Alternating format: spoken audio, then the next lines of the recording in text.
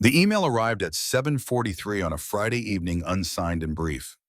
Catherine Sterling read it 3 times before her hands began to shake, a rare physical betrayal she'd trained herself against 15 years ago when she'd walked into her first board meeting as the youngest CEO in Apex Technologies history. The Monday board meeting will be your last. They have evidence. MT has been planning since the beginning of the year. A friend, MT Marcus Thornton, her CFO, her former mentor, the man who taught her everything about navigating corporate warfare when she'd been VP of product hungry and naive and convinced loyalty meant something in business. Catherine's office overlooked Chicago's Gold Coast from the 42nd floor glass walls on 3 sides that made her feel suspended above the city she'd conquered. Tonight, those walls felt like a cage. She deleted the email without forwarding it to anyone, a decision that would either prove brilliant or catastrophic. 15 years of building Apex from a garage startup to a $10 billion AI empire, and Marcus had been plotting her downfall for 11 months. The timeline made sense now. January, when she'd passed him over for COO choosing, instead to restructure the executive suite entirely. He'd smiled at the announcement, congratulated her vision, then apparently started burning everything down. Catherine's reflection in the darkened window showed a woman who looked exactly like the CEO everyone expected. Platinum blonde hair pulled back in a twist that cost $200 to maintain, weekly navy suit that whispered power without screaming. It diamond studs her mother had saved 3 years to buy her when Catherine made her first million. The Ice Queen, they called her in tech blogs. Catherine had never corrected them. Fear was useful. Affection was not. Her phone buzzed against the mahogany desk. A text from Daniel Hayes, the photographer she'd hired 6 months ago to shoot Apex's annual report. His contact photo showed him laughing at something off camera, the kind of unguarded joy Catherine had forgotten existed. Sorry to reschedule tomorrow's shoot. Emmy has a cardiology appointment. Next week work, Emmy. Emmeline Hayes, 11 years old with her father's warm eyes and a heart condition that required monthly specialist visits. Catherine had met her exactly twice, both times accidentally, when Daniel brought her to the office during school breaks. The girl had looked at Catherine with the kind of clear-eyed assessment that reminded Catherine uncomfortably of herself at that age. The second time, Emmy had asked her father in a voice pitched just loud enough for Catherine to hear, "Is Miss Catherine going to be my new mom?" Daniel had gone. Scarlett stammered an apology. Catherine waved off with practiced professionalism. But the question had lodged itself somewhere behind her sternum, a splinter working its way towards something vital. Catherine typed a response, deleted it, typed again. Professional distance was the smart play. Professional distance was what she'd maintained flawlessly for 6 months, even as those monthly coffee meetings to discuss Daniel's business strategy stretched into 2-hour conversations that had nothing to do with photography and everything to do with the way he listened like her words actually mattered. Tomorrow evening works better anyway. Dinner, Alinea 7. She hit send before she could second-guess herself. The board meeting could wait. Marcus's betrayal could wait. Everything could wait, except this feeling that had been building since July, when Daniel had set up his lighting equipment in the executive conference room and looked at her through the camera lens, like he could see past the Ice Queen to whoever Catherine Sterling actually was underneath. Her phone lit up immediately. Daniel's reply was 3 words that somehow contained an entire question. "Dinner, I'll be there." Catherine turned back to the window, watching her reflection superimpose itself over Chicago's glittering skyline. She'd built this empire by never wanting anything she couldn't strategize her way into owning. Daniel Hayes, with his struggling photography business and his sick daughter and his fundamental decency, was the first thing in 15 years she wanted without knowing how to acquire it. She whispered to her reflection, testing the words, "I've waited long enough." The city lights below offered no answer. Daniel Hayes sat at his kitchen table with a calculator, a stack of medical bills, and the sinking certainty that hard work and talent weren't going to be enough this time.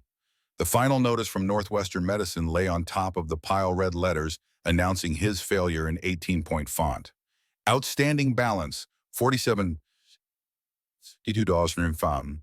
Account will be sent to collections unless payment received by December 31st. Emmy was in her bedroom doing homework, completely unaware that their entire life balanced on a financial knife edge. Daniel had made sure of that. 11-year-olds shouldn't have to worry about whether their medical condition was bankrupting their father. 11-year-olds should worry about math homework and friend drama and whether they'd get the telescope they wanted for Christmas. Daniel opened his MacBook and pulled up his calendar for the coming week. Monday, wedding shoot in Oak Park, $3,500. Tuesday, family portrait session at the studio, $800. Wednesday, corporate headshots for a law firm, $1,200. Thursday, company holiday party, $2,000. Total $7,500 for a week's work, which sounded impressive until you subtracted Emmy's experimental medication at $4,000 a month, rent at $2,400, the specialist visits at $1,500, the tutor at $600, because Emmy missed so much school for appointments, and the $800 monthly payment on the mountain of accumulated medical debt. His average monthly income hovered around $15,000, which should have been comfortable. But the experimental drug Emmy's cardiologist had prescribed wasn't covered by insurance, and the months when they had to run additional tests or adjust her medication could spike to $20,000 in expenses. January and February were always slow for event photography. Daniel's savings account currently held $4,200. By March, they'd be underwater. The phone on the table buzzed. Big Tom Ricci calling like he did every Friday evening to check in. Daniel considered letting it go to voicemail, then answered. Tom had been his best friend since high school, back when Daniel thought his future involved a corner office and quarterly earnings reports instead of lighting ratios and aperture settings. Tommy's voice boomed through the speaker. Danny boy, tell me you're not sitting there with those bills again. Daniel glanced at the paperwork spread across the table. How'd you know? Because it's Friday night and you're home. When's the last time you did something that wasn't work or Emmy or worrying about money? I'm doing something tomorrow. Dinner with a client. Tommy laughed, the sound rich with skepticism. A client, right. Would this client happen to be that CEO you've been mooning over for 6 months? Daniel felt heat creep up his neck. Catherine Sterling's is not, I'm not mooning. She asked for business advice. I've been helping her understand the creative industry. It's purely professional. Sure it is. And I'm the Pope. Listen, I got a job for you next week if you want it. Charity gala downtown needs 2 photographers. 10 grand split between us. You and $10,000. Half would go to Tom, but $5,000 would cover Emmy's medication for the month with a little left over. Daniel's pride warred briefly with necessity. Tom had been throwing him work for 3 years, ever since Daniel had walked away from his marketing director position at a Fortune 500 company to pursue photography full-time. Tom had taught him everything about the business side of the craft during those brutal first 6 months when Daniel barely knew which end of the camera to point at the subject. I'm in. Thanks, Tom. Don't thank me. You're the best shooter I ever trained. That eye of yours, man, it's something special. MBA types like you think you need the degree to succeed. But skills, Danny, real skills you can actually do with your hands build with your brain. That's what keeps you employed. Remember that. Daniel smiled despite the weight pressing on his chest. Tom loved to pontificate about the value of practical expertise over academic credentials. I'll remember. And Danny, take this CEO to a nice dinner. Buy her flowers. Stop pretending you are not already halfway in love with her. The call ended before Daniel could formulate a denial. He stared at his phone at Catherine's text message still glowing on the screen. Alinea, one of the most expensive restaurants in Chicago. The kind of place where Daniel would need to borrow a suit from Tom because his own was 7 years old and showing its age. The kind of place where a CEO worth hundreds of millions belonged and a struggling photographer definitely did not. But Catherine had asked, and Daniel, despite every rational objection his brain could manufacture, desperately wanted to say yes to whatever she was offering. Emmy appeared in the doorway clutching her astronomy textbook. Dad, I don't understand gravitational lensing. Daniel pushed the bills aside and gestured her over. Show me the problem. She settled into the chair next to him, pointing to a diagram in her book. Daniel helped her work through the physics his daughter's quick mind, grasping concepts that would have baffled most kids her age. Emmy was brilliant, curious, determined. She deserved a father who could afford her medication without panic attacks over bank statements. She deserved a future where her heart condition didn't define every decision her family made. She deserved better than what Daniel could currently provide. Got it. Emmy's face lit up with understanding. Then casually, like she was commenting on the weather, are you texting Miss Catherine again? Daniel's hand froze over his phone. How did you say You get this look, like you're happy and scared at the same time. Emmy tilted her head, studying him with that unnerving perceptiveness. Does she like you back? It's complicated, sweetheart. That's what grown-ups say when they're afraid of the answer.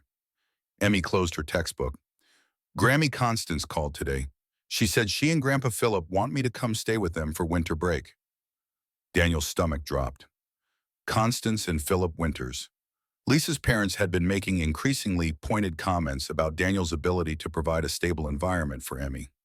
The private investigator's report, sitting in Daniel's desk drawer, confirmed his worst fears.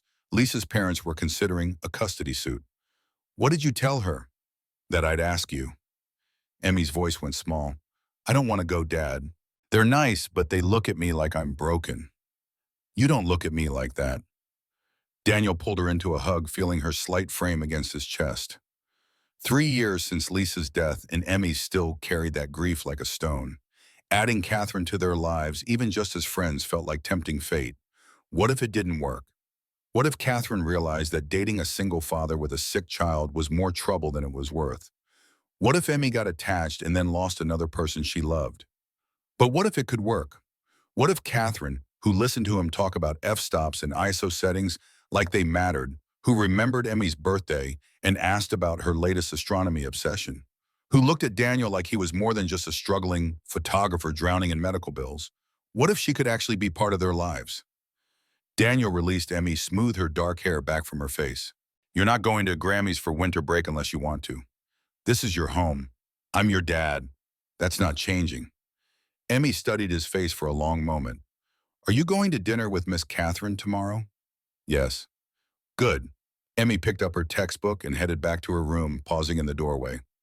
She looks at you the way you look at her, like happy and scared at the same time. Then she was gone, leaving Daniel alone with his bills and his phone and the text message that felt like it might change everything. He typed his response, dinner, I'll be there.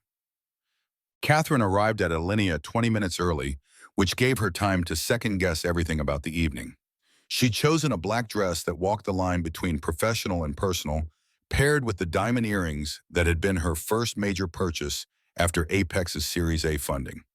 The maitre d' recognized her immediately, led her to the table she'd reserved in the quietest corner of the restaurant. She ordered champagne and tried not to calculate the number of ways this could go catastrophically wrong. Apex's board meeting loomed on Monday. Marcus's betrayal waited like a landmine. Her company, her life's work, her entire identity balanced on the edge of collapse. And here she sat about to risk her heart on a man who didn't even know this was a date. Daniel appeared in the restaurant entrance at 6:58, scanning the room until his eyes found hers. The suit he wore fit well enough that Catherine suspected he'd borrowed it, but he wore it like he belonged, that natural charisma making heads turn as he crossed to her table. When he smiled, Catherine felt something shift in her chest, a lock she hadn't known existed clicking open. You look incredible. Catherine managed a smile that felt more genuine than anything she'd produced in a board meeting. You clean up rather nicely yourself for a man who spends his days crawling around, getting the perfect shot of fidgety children. Daniel laughed as he sat down. Those fidgety children pay the bills. But something shadowed his expression, gone before Catherine could analyze it. She'd built a career reading people, finding the weaknesses and pressure points that let her negotiate better deals and outmaneuver competitors. With Daniel, she found herself wanting to know him, not leverage him. The distinction felt revolutionary. Something's wrong. Not a question. Daniel's fingers tightened around his water glass, and Catherine watched him decide whether to lie. She respected him more when he chose honesty. Emmy's school, the tuition went up this year. I'm behind. They've given me until the end of the month. Catherine's hand moved toward his before she could stop it, hovering in the space between them, like a bridge neither had permission to cross. No. He spoke gently, but the word was absolute. That's not why I'm telling you. I'll figure it out. I always do. The waiter arrived with champagne Catherine had pre-ordered, interrupting the tension crackling between them. As the bubbles rose in their glasses, Catherine felt her carefully rehearsed speech dissolving.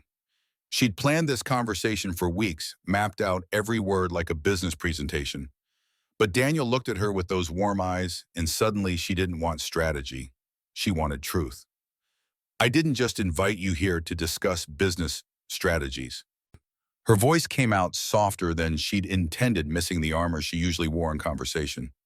Though I admit that would be safer territory. Daniel leaned forward and Catherine caught the scent of his cologne, something understated and warm. Safe isn't always better. Sometimes the risks are worth taking. Are they? Catherine's fingers traced the stem of her champagne glass, watching the way light refracted through the crystal. I've built my life around calculated risks, Daniel. Emotional investments weren't part of my business plan. And yet here we are. His eyes held hers, steady and patient, and utterly unreadable. Catherine took a breath that felt like jumping off a cliff. Emmy asked me something last week when I stopped by the studio. She asked if I was going to be her new mom. Daniel nearly choked on his champagne, his face flushing red. She what, Catherine? I'm so sorry, I had no idea. Don't be. Catherine held up a hand, stopping his apology. It made me realize something I've been avoiding. Children see things clearly sometimes. She saw that I care about you both more than I should, perhaps. The confession hung between them, fragile as spun glass. Catherine had negotiated billion-dollar deals without her pulse racing like this. She'd stared down hostile board members and predatory investors with perfect composure. But admitting to Daniel Hayes that she felt something, wanted something, needed something beyond her empire of silicon and strategy that required a courage she wasn't sure she possessed. Before Daniel could respond, Catherine's phone buzzed insistently against the table. She glanced down at the screen. 43 messages from Paige Calloway, her assistant. The word emergency flashed repeatedly. Marcus was making his move. Daniel followed her gaze to the phone. Take it. I know who you are, Catherine. Your company needs you. She hesitated, her hand hovering over the device.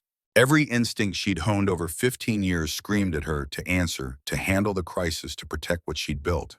But something else, something newer and more terrifying, whispered that maybe just this once she could choose differently.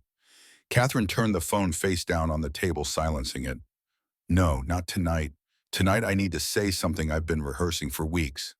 She reached across the table and took his hand, feeling the warmth of his skin against hers, the slight calluses from years of holding cameras, the strength in his fingers as they closed around hers. I've waited long enough. Tonight we begin our future together. If you want that too. Daniel stared at their joined hands, his expression cycling through surprise, hope, fear, and something that looked dangerously close to joy. Catherine, and there's something you should know about Emmy and me, something that might change how you see this possibility between us. The restaurant lights dimmed slightly as a pianist began playing in the corner.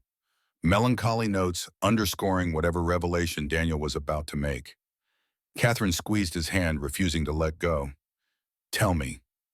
5 years ago, Emmy was diagnosed with hypertrophic cardiomyopathy, a rare heart condition. The medical bills, that's the real reason I'm struggling. The photography business is doing fine, but the treatments... He swallowed hard, his thumb moving unconsciously against her palm. I didn't tell you because I didn't want your pity or your money. Is she okay now? She's stable, but there will always be specialists, medications, unexpected hospital stays. It's not the carefree life I wanted to give her, and it's certainly not the baggage someone like you signed up for. Catherine felt something hot and fierce surge through her chest. Someone like me. You think I'm afraid of challenges, Daniel? I built a technology empire from the ground up in an industry that wanted me to fail. I've faced board rebellions and hostile takeovers. I've weathered economic crashes that destroyed my competitors. This is different. His voice carried an edge of desperation. Yes. Catherine held his gaze, refusing to let him look away.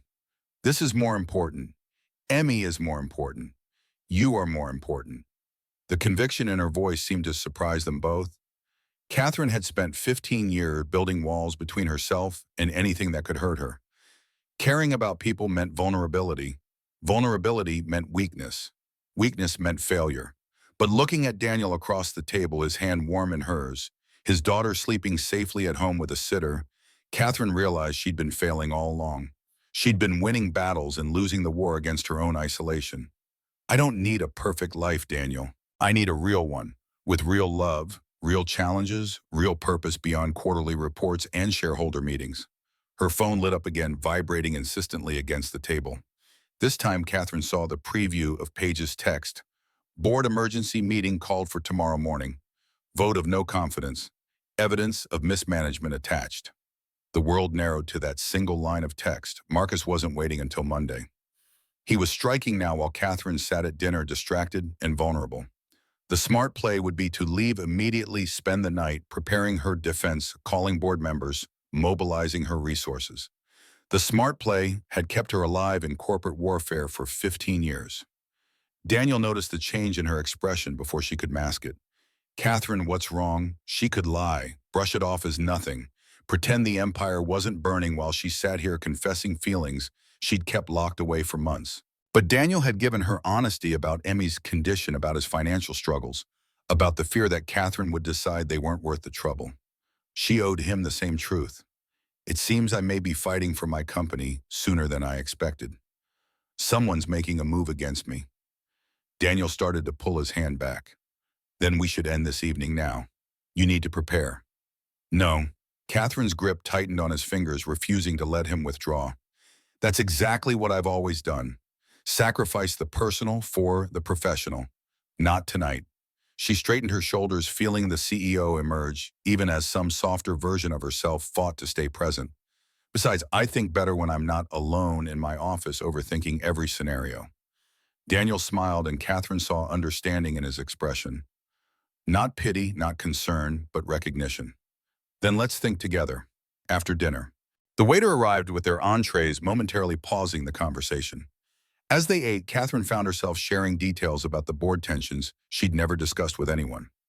Marcus's subtle undermining over the past months, the irregular expense reports her internal auditor had flagged, the way he'd positioned himself as the reasonable alternative to Catherine's supposedly erratic leadership. Daniel listened with an intensity that reminded Catherine why she'd been drawn to him in the first place. Most men in her life wanted something from her. Daniel just wanted to understand her. The distinction felt profound. You know, she said, studying him over her wine glass, you understand business strategy better than half my executive team. Daniel's smile turned self-deprecating. Former marketing director before I followed my passion for photography. Not all of us were born to be CEOs. And not all CEOs were born to be only that. Catherine's voice went soft, the admission costing her something. I've built Apex into everything I dreamed. But lately I wonder what I sacrificed to get here. What did you sacrifice? This. Catherine gestured between them, the word encompassing more than just the table in the restaurant in the evening. Connection, vulnerability, the possibility of caring about someone more than the next board meeting. Daniel set down his fork, his full attention on her now. And is that what you want, to care about someone more than the next board meeting? I want to care about you more than the next board meeting. I want to care about Emmy. I want Sunday mornings that don't involve conference calls and evenings that don't end with me alone in my penthouse, convinced that success means isolation. Catherine paused, feeling exposed in a way no boardroom battle had ever made her feel. I've waited long enough to admit that to myself. I'm choosing to admit it to you. The restaurant hummed with quiet conversation around them, other diners absorbed in their own private dramas. But Catherine felt like she and Daniel existed in a bubble outside normal time, suspended in a moment that would define everything that came after. Daniel stood abruptly, and Catherine's heart sank. She'd pushed too hard, revealed too much, scared him away with the intensity of feelings he hadn't asked for. But then he was beside her chair, offering his hand. Come on. Where are we going? Outside. I need to do something I've been thinking about for 6 months, and I can't do it with 50 people watching. Catherine took his hand and let him lead her through the restaurant, past the curious stares of other diners. The cool November air hit her face as they stepped onto the sidewalk, Chicago's evening traffic flowing past in ribbons of light.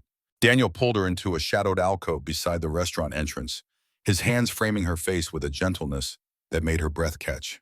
I'm about to kiss you, he said, his voice low and rough. If that's not what you want, tell me now.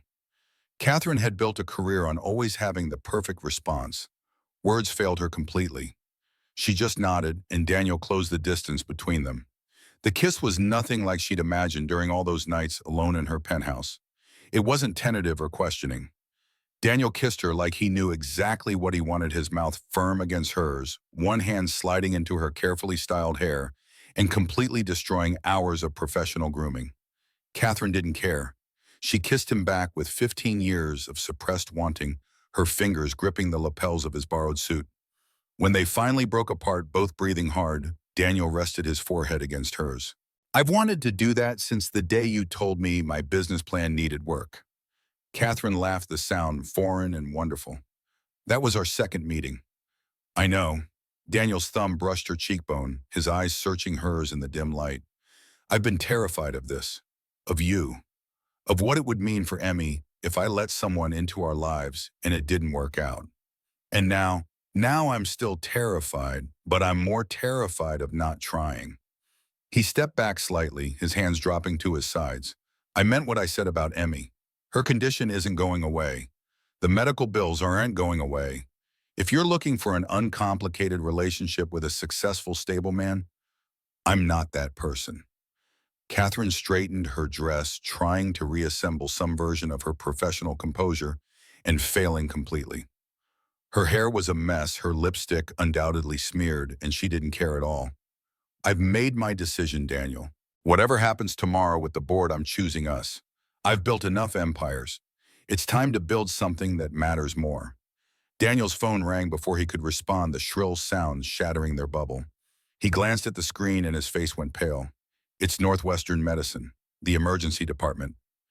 Every trace of softness vanished from his expression, replaced by the focused fear of a parent whose child is in danger. He answered immediately, listening to whoever was on the other end. Catherine watched the color drain further from his face. "I'm on my way." He ended the call and looked at Catherine, his eyes wide. "Emmy, she had an episode. Constance took her to the ER." Catherine didn't hesitate. "My car is 2 blocks away. I'll drive you." "You don't have to." "Daniel," she gripped his arm, feeling him trembling. "I just told you I'm all in. This is what all in means. Let's go." They ran the 2 blocks to her parking garage, Catherine's heels clicking against the pavement in rhythm with her racing heart. The Mercedes was exactly where she'd left it, and she had them on Lakeshore Drive heading north in under 3 minutes. Daniel sat rigidly in the passenger seat, his phone clutched in his hand. "The doctor said she's stable. Constance called them when Emmy started having palpitations." His voice sounded hollow. "Rachel was watching her. She panicked when Emmy said her heart was racing." "Does this happen often?" "Often enough that I should have been there." Daniel's hands clenched into fists. "I should have been home with her, not at some expensive restaurant pretending I can have a normal life." Catherine wanted to argue, to tell him he deserved happiness, that one dinner didn't make him a bad father. But she'd known Daniel long enough to recognize when he was spiraling into guilt. She drove faster, weaving through Chicago traffic with the kind of aggressive confidence that came from 15 years of treating life like a series of obstacles to overcome. Northwestern Medicine's emergency department blazed with fluorescent light against the November darkness. Catherine pulled into the parking lot and had barely stopped before Daniel was out of the car, sprinting toward the entrance. She followed, her heels abandoned in the car, running in stockinged feet across cold pavement. Inside, the waiting room held exactly the scene Catherine had been dreading. Constance and Philip Winters stood near the reception desk, and their expressions, when they saw Daniel and Catherine together, could have frozen Lake Michigan. Constance was a handsome woman in her mid-60s, her gray hair styled into a perfect bob, her posture military straight. She looked at Catherine like an invasive species that needed immediate eradication. "This is exactly what we were afraid of. You're out on dates while your daughter is having cardiac episodes." Daniel's jaw tightened, but his voice stayed level. "I was at dinner. Emmy was with Rachel, who I trust completely. This could have happened anywhere with anyone. Rachel called us when Emmy started having palpitations because she didn't know what to do." Philip Winters was a tall man with the bearing of someone used to being obeyed. "We've been saying you're overwhelmed, Daniel. Tonight proves it."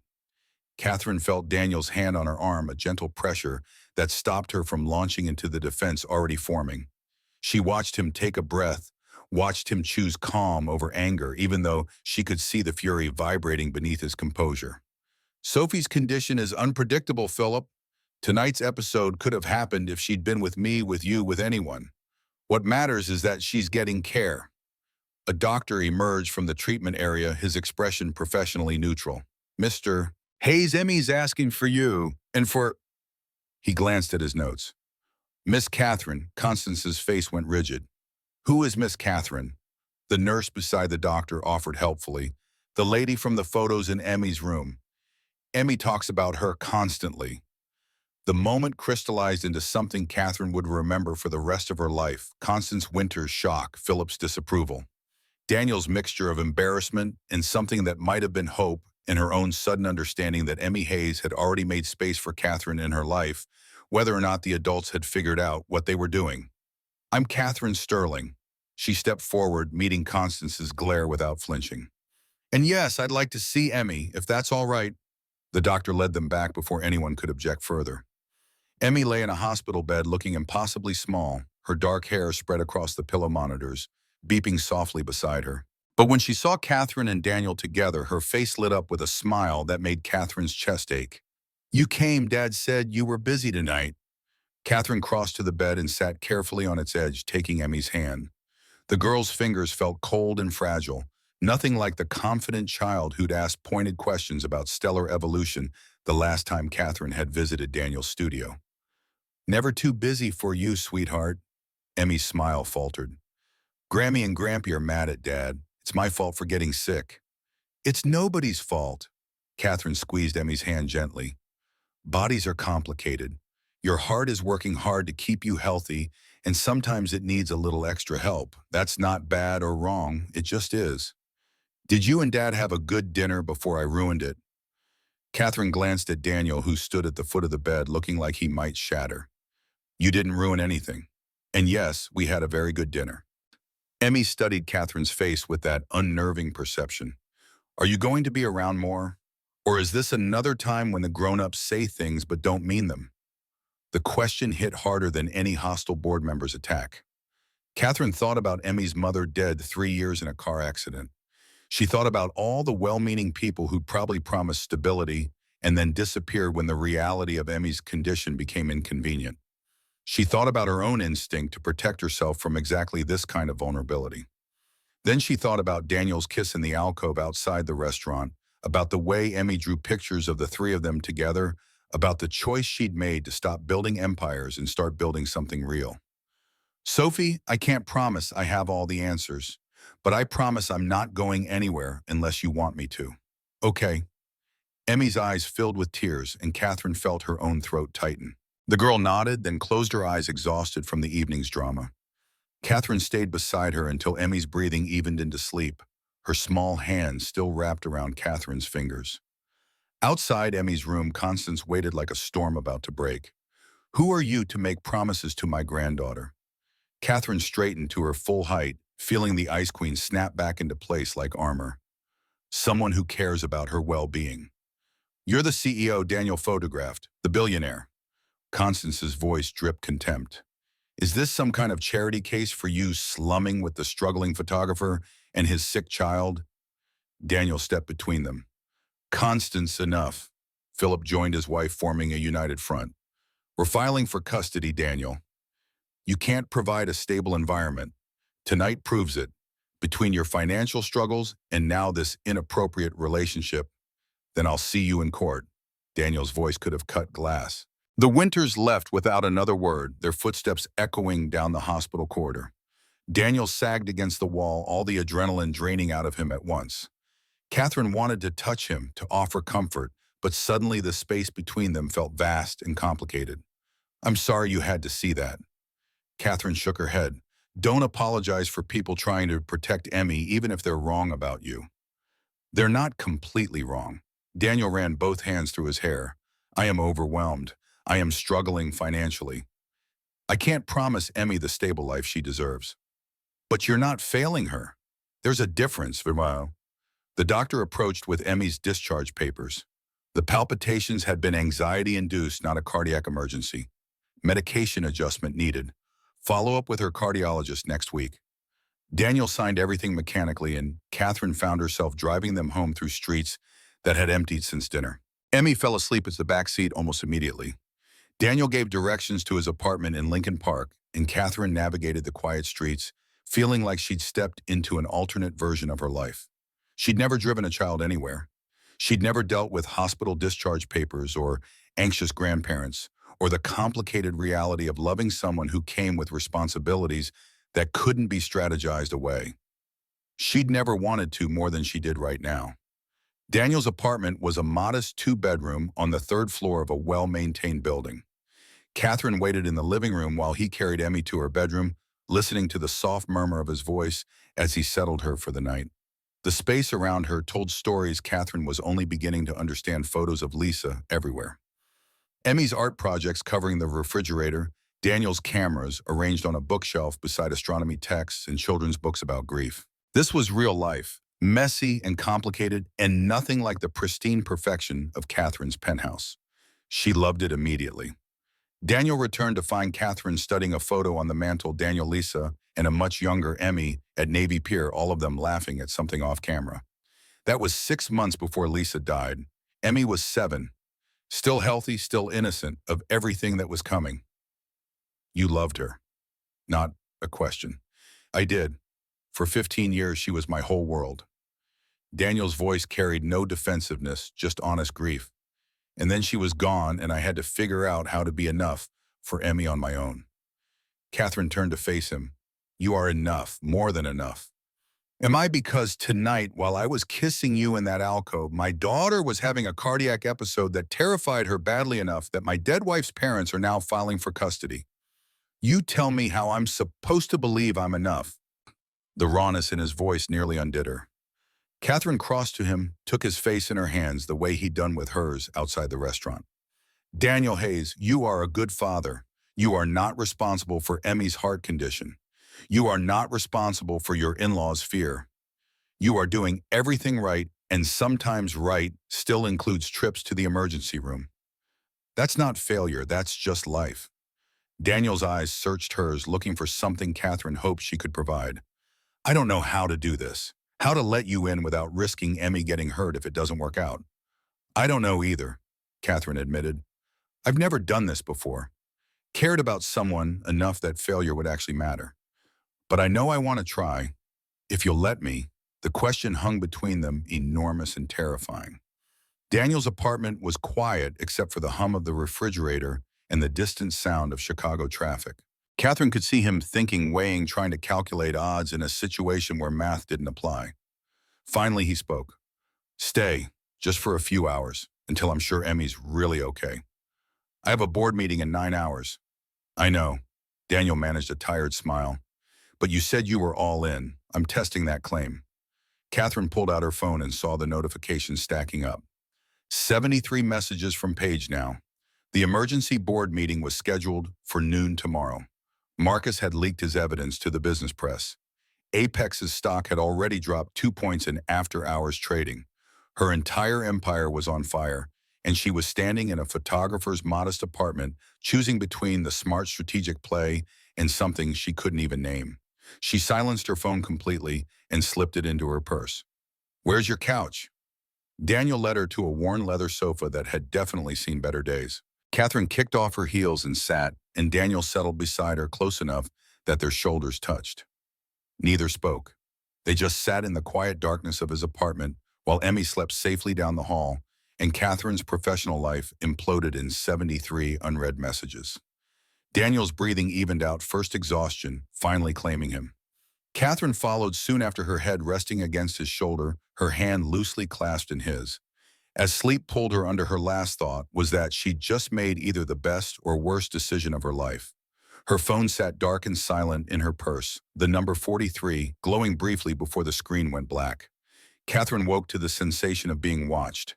Emmy Hayes stood 3 feet away, clutching a stuffed astronomy-themed bear, her expression caught between curiosity and something that looked like calculation. Dawn light filtered through Daniel's curtains, painting everything in shades of gray and gold. You're still here. Not quite an accusation, not quite relief. Catherine sat up slowly, hyper-aware that she'd slept in her dinner dress, that her carefully constructed professional image had dissolved into wrinkled silk and yesterday's makeup. Your dad and I talked late. I fell asleep on the couch. Emmy's gaze didn't waver. Grammy Constance says ladies who sleep over are trying to trap men. Footsteps from the hallway announced Daniel before he appeared, his hair standing in several directions, still wearing yesterday's dress shirt with the collar open. Emmy, that's incredibly rude. Emmy shrugged with the brutal honesty of 11-year-olds. I'm just repeating what she said. Catherine watched the mortification spread across Daniel's face and felt an unexpected laugh bubbling up. The Ice Queen of Apex Technologies rumpled and barefoot in a stranger's apartment, being lectured on proper etiquette by a child. The board meeting started in 6 hours. Her empire was burning. And somehow, standing here in the wreckage of her professional composure, Catherine felt more present than she had in years. Your grandmother has strong opinions. Catherine stood smoothing her dress with limited success. I should go. Let you both have your morning. Emmy's expression shifted, something vulnerable flickering across her features. Are you coming back? The question landed like a punch. Catherine looked at Daniel, who was studiously examining his coffee maker with the focus of a man defusing a bomb. She thought about the choice she'd made last night, turning off her phone while Marcus orchestrated her downfall. She thought about the kiss in the alcove and Emmy's cold hand in the hospital. She thought about all the safe, strategic decisions she'd made in 15 years that had left her powerful and completely alone. Yes, if you and your dad want me to. Emmy nodded once satisfied and disappeared back into her bedroom. Daniel finally looked up from the coffee maker, his expression unreadable. You don't have to make promises you're not sure you can keep. I don't make promises I'm not sure about. Catherine located her heels by the couch, slipped them on, felt the armor of professionalism trying to reassemble itself. I need to go home, change and prepare to potentially lose everything I've built. But Daniel, what I said last night stands. All of it. He crossed to her, reached up to tuck a strand of platinum hair behind her ear. The gesture was so casual, so intimate, that Catherine felt her breath catch. What if you have to choose your company or this? Then I choose this. The words came without hesitation, surprising them both. I've already decided, whether or not you believe me. Daniel kissed her morning breath and all his hand cupping the back of her neck. When they separated, his thumb traced her jawline. I believe you. I'm just terrified of what it might cost you. Catherine's phone, still silenced in her purse, had accumulated 117 new messages during the night. She extracted it, watched the notifications cascade across the screen, felt the weight of crisis settling back onto her shoulders. I should go. The board meeting is at noon. Win or lose, Catherine smiled, remembering his words from last night. Win or lose, you're still here. The drive back to her penthouse took 30 minutes through Sunday morning traffic. Chicago spread out around her, the city waking slowly into November sunshine. Catherine's mind cycled through potential board scenarios, Marcus's likely arguments, the evidence he might have manufactured. But underneath the strategic planning, she kept returning to Emmy's question. Are you coming back? Her penthouse felt like a museum when she walked in. Floor-to-ceiling windows, minimalist furniture, in shades of white and steel art that cost more than most people's annual salaries hanging on walls nobody ever saw. No photos of family, no evidence that a human being actually lived here. Just the pristine showcase of a woman who'd confused success with existence. Catherine showered, washing away the hospital smell and the sweetness of Daniel's borrowed soap. She dressed in her most severe power suit, Navy Armani, that cost $4,000, and communicated exactly the message she needed, untouchable. Diamond studs, hair pulled back so tightly her scalp ached, war paint disguised as makeup. Paige Calloway was already in the penthouse when Catherine emerged, her assistant's normally unflappable demeanor cracking around the edges. Paige had been with Catherine for 5 years, a ruthlessly efficient redhead who treated crisis management like an Olympic sport. Where were you? No judgment in the question, just desperate need for information. I've been calling all night. Catherine poured coffee that tasted like ash and sat down at her home office desk. Tell me everything. Paige's briefing was comprehensive and devastating. Marcus had sent his resignation to the board at midnight, effective immediately. He'd scheduled a press conference for 9 this morning at the offices of Nexatech, Apex's primary competitor. He'd leaked selected emails and financial reports to 3 major business publications, all suggesting Catherine had been prioritizing personal interests over company welfare. The stock had dropped 8 points in pre-market trading, Two major clients had already called requesting emergency meetings to discuss leadership concerns. He's painting you as distracted, erratic, emotionally compromised. Paige pulled up articles on her tablet, sliding it across the desk. Business Insider is running with Ice Queen melts, has Catherine Sterling lost her edge? TechCrunch went with Apex in crisis as CEO reportedly dating vendor. Catherine felt ice crystallize in her veins. They named Daniel. Not yet, but there are photos from last night. You and a man leaving Alinea. Someone sold them to the gossip blogs. Paige's expression turned sympathetic. Catherine, if there's something going on that could be considered a conflict of interest. Daniel Hayes is a photographer I hired for the annual report. We are dating. There is no conflict of interest because I haven't given him preferential treatment, additional contracts, or anything that could be considered inappropriate. Catherine's voice could have frozen Lake Michigan. Marcus is manufacturing scandal where none exists. The board won't see it that way, not with the other evidence. Catherine pulled up Marcus's leaked emails, scanning them with practiced speed. He'd been thorough.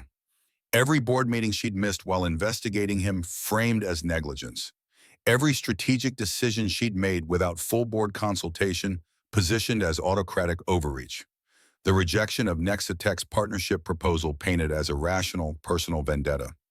And woven through it all, the implication that Catherine Sterling, who'd built Apex on ice-cold calculation, had become emotionally compromised by a struggling photographer with a sick child. Marcus was weaponizing her first attempt at human connection in 15 years. What time is Marcus's press conference? 9, it's streaming live. Every tech journalist in Chicago will be there. Paige hesitated. You could fight back. Go public with your investigation into him. The expense irregularities, the Nexitech communications. Catherine thought about Grant Morrison, the private investigator she'd hired 2 months ago. Grant was ex-FBI, meticulous, expensive. He'd found enough to raise serious questions about Marcus's activities, but nothing conclusive enough to present to law enforcement. The offshore transfers could be legitimate consulting fees. The Nexitech meetings could be innocent networking. Marcus had been careful. What we have won't hold up against what he's presenting, not without more time to investigate. Catherine set down her coffee's decision, crystallizing. I'm going to do something I should have done months ago. I'm going to tell the truth. Paige's eyebrows rose. The truth? Marcus has been positioning himself for my job since January. I suspected it, but couldn't prove it definitively. When the expense irregularities surfaced, I launched a quiet investigation instead of bringing it to the board immediately. That was a mistake born of wanting to protect the company from scandal. Once Catherine stood pacing to the windows. I am in a relationship with Daniel Hayes. It's new, it's complicated, and it has absolutely nothing to do with my ability to run this company. The board will crucify you for the investigation delay. Probably. Catherine watched the city below, thinking about Emmy's question, about Daniel's fear about the choice she'd already made. But I'm done pretending to be something I'm not. If they fire me for being human, then maybe I don't want to work for them. Paige looked like Catherine had announced her intention to join the circus. Who are you, and what have you done with my boss? Catherine smiled without humor. I met someone who reminded me that success without a life is just elaborate failure. Now let's watch Marcus try to destroy me. The press conference streamed from Nexitech's corporate headquarters at 9 sharp. Marcus stood flanked by Nexitech's CEO and legal team, looking appropriately grave. He opened with expressions of regret, praised Catherine's historical contributions to Apex, then methodically dismantled her reputation with the precision of a surgeon removing a tumor. Catherine watched from her penthouse, Paige beside her, both of them silent as Marcus painted his narrative. The numbers he presented weren't fabricated. They were carefully selected facts arranged to tell a lie. Catherine had missed board meetings, but only while investigating him. She had killed the Nexitech partnership, but because she suspected Marcus of selling proprietary information. Every true detail spun into damning fiction. Then came the part Catherine had been dreading. I can no longer support a CEO who puts personal interests above company welfare. While I respect Miss Sterling's right to a private life, the timing and nature of her recent relationship raised serious questions about judgment and priorities. He didn't name Daniel, didn't have to. The implication hung in the air.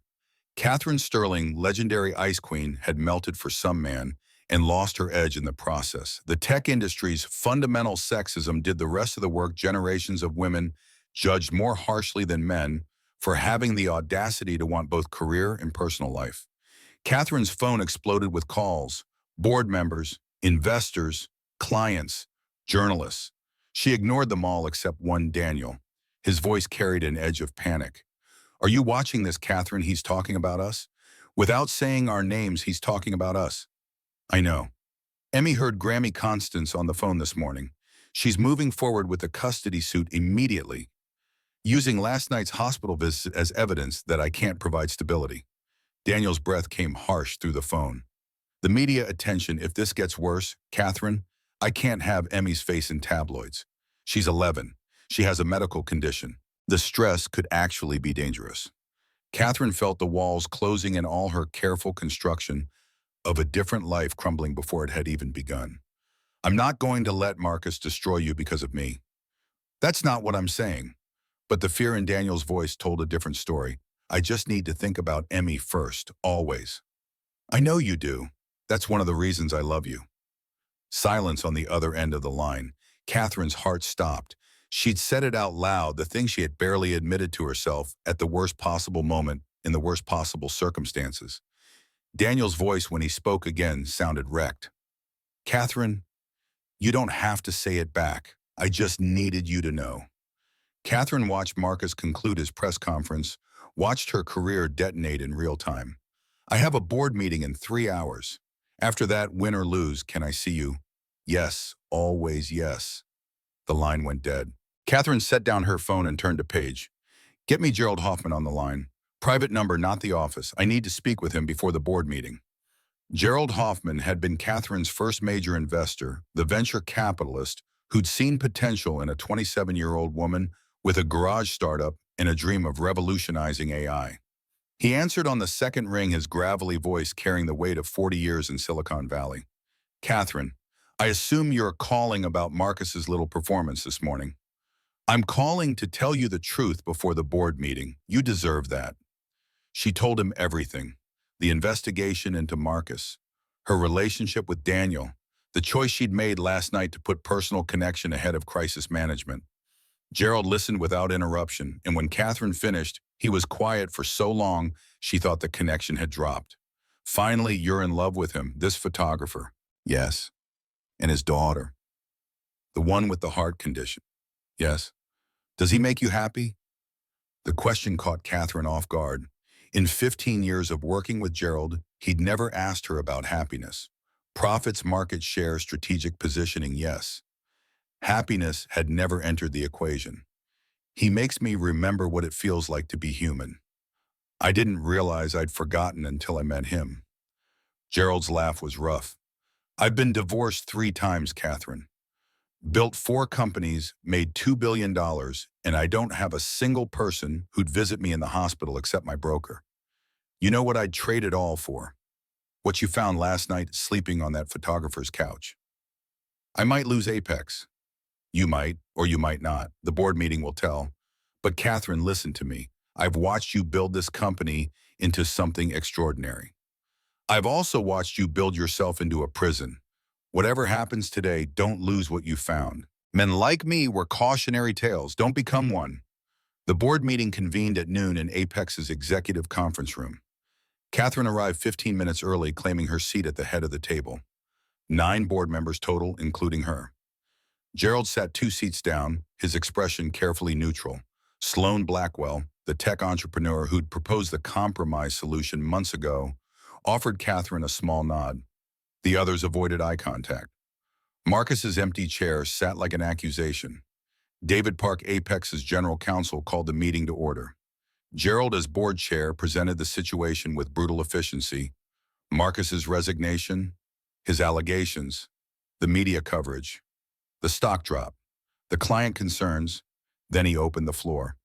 Board member Carson Williams, a finance executive who'd always resented Catherine's unconventional approach, spoke first. Let's address the elephant in the room, said Sterling, are you romantically involved with Daniel Hayes, a vendor contracted by this company? Catherine met his gaze without flinching. Yes, Daniel Hayes photographed our annual report. We began dating recently. I have not given him preferential treatment, additional contracts, or any consideration beyond his initial fee, which was competitive market rate. The optics are terrible. This from Diane Morrison, a former Fortune 500 CEO who joined the board 2 years ago. Whether or not there's actual impropriety, this creates the appearance of compromised judgment. My judgment regarding Daniel Hayes is personal, not professional. My judgment regarding Marcus Thornton's activities was to investigate quietly rather than create immediate public scandal. In hindsight, I should have brought my concerns to this board sooner. Catherine pulled up the files Grant Morrison had compiled, but those concerns remain valid. Marcus had inappropriate communications with Nexitech. His expense reports show irregularities. His wife's consulting company received inflated fees for questionable services. She walked them through the evidence, watching board members' expressions shift from hostile to uncertain. Grant had done thorough work. The problem was that thorough didn't mean conclusive. Carson Williams studied the financial reports, his frown deepening. This warrants investigation, but Marcus's accusations stand independently. You missed 12 board meetings this quarter, Catherine. You declined 3 major investor calls. Department heads report that you've been distant, distracted. I was investigating my CFO for potential fraud while trying to avoid creating panic. That required discretion. Catherine felt the Ice Queen crystallizing around her, again protective armor against vulnerability. I made strategic choices about where to focus my attention. Some of those choices in retrospect were wrong, but they weren't made from weakness or distraction. They were made from a desire to protect this company. Sloan Blackwell leaned forward. What about the personal relationship? The timing seems suspect.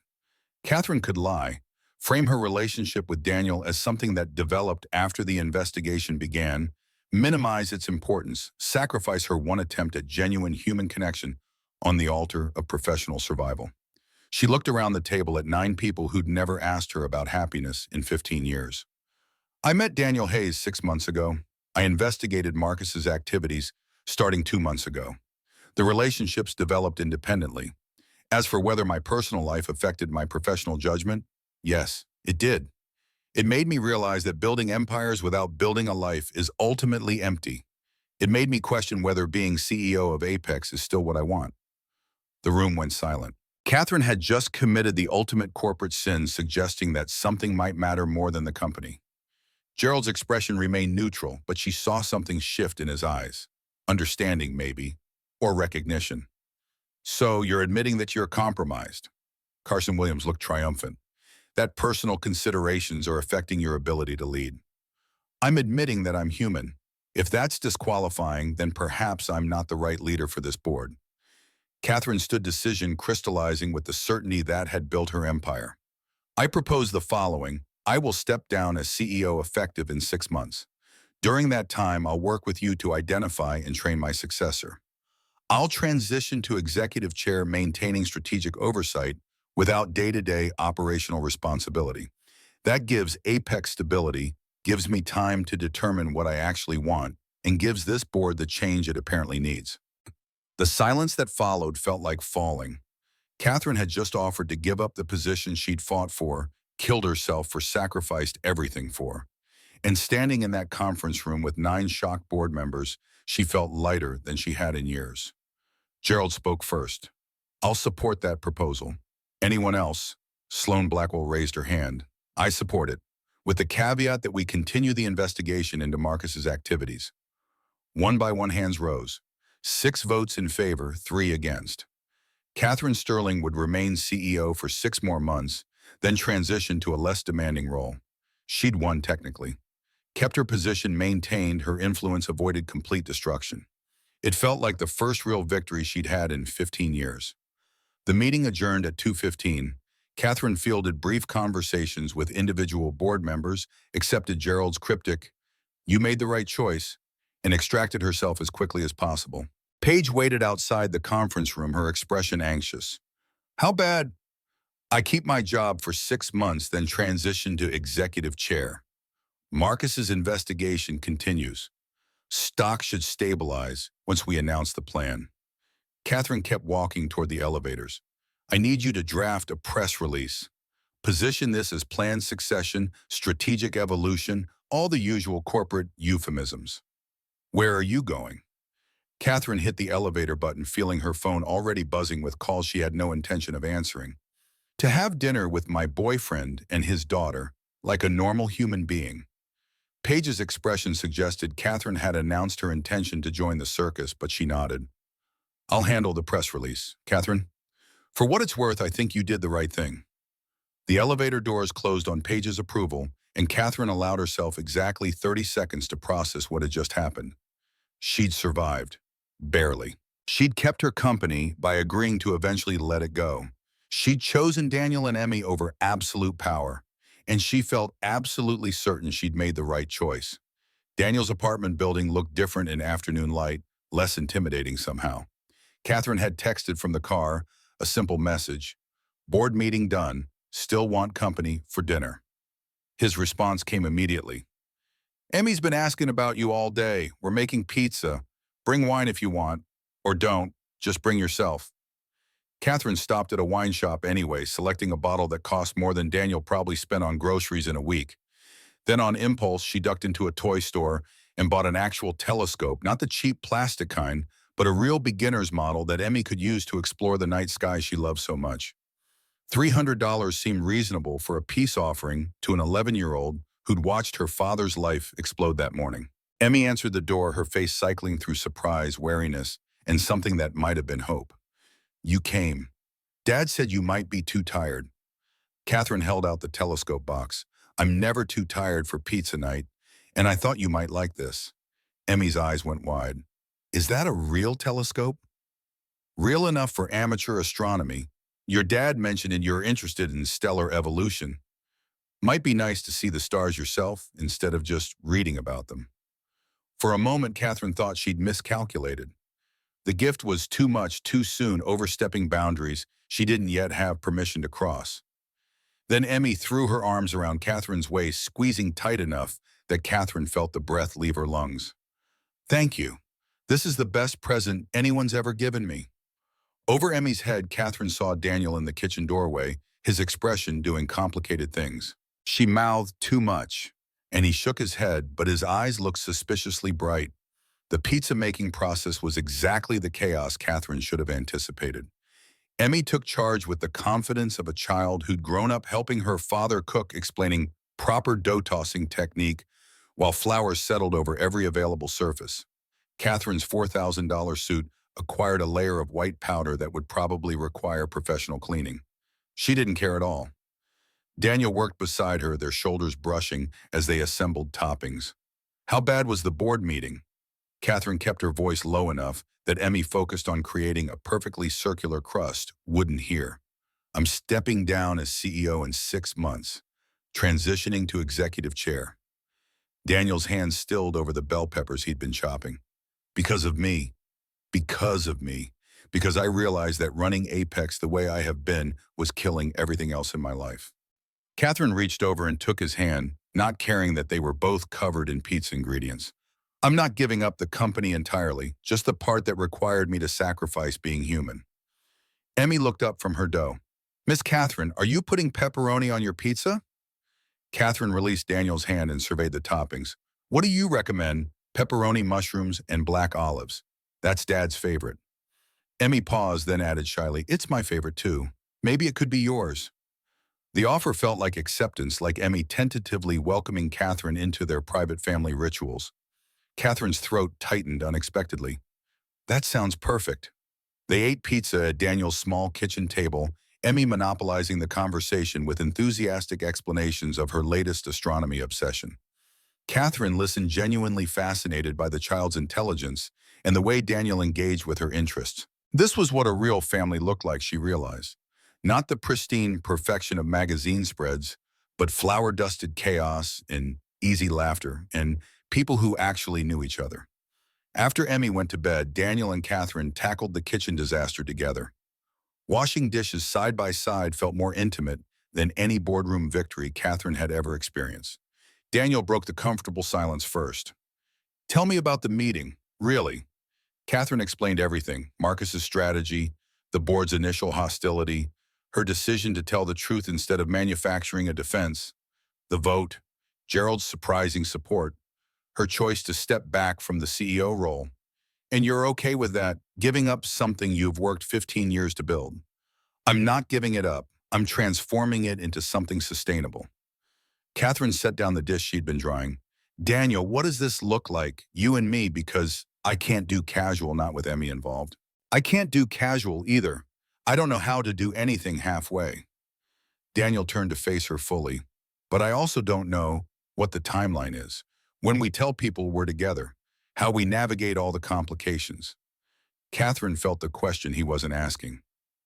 Was she ready for this to be real public?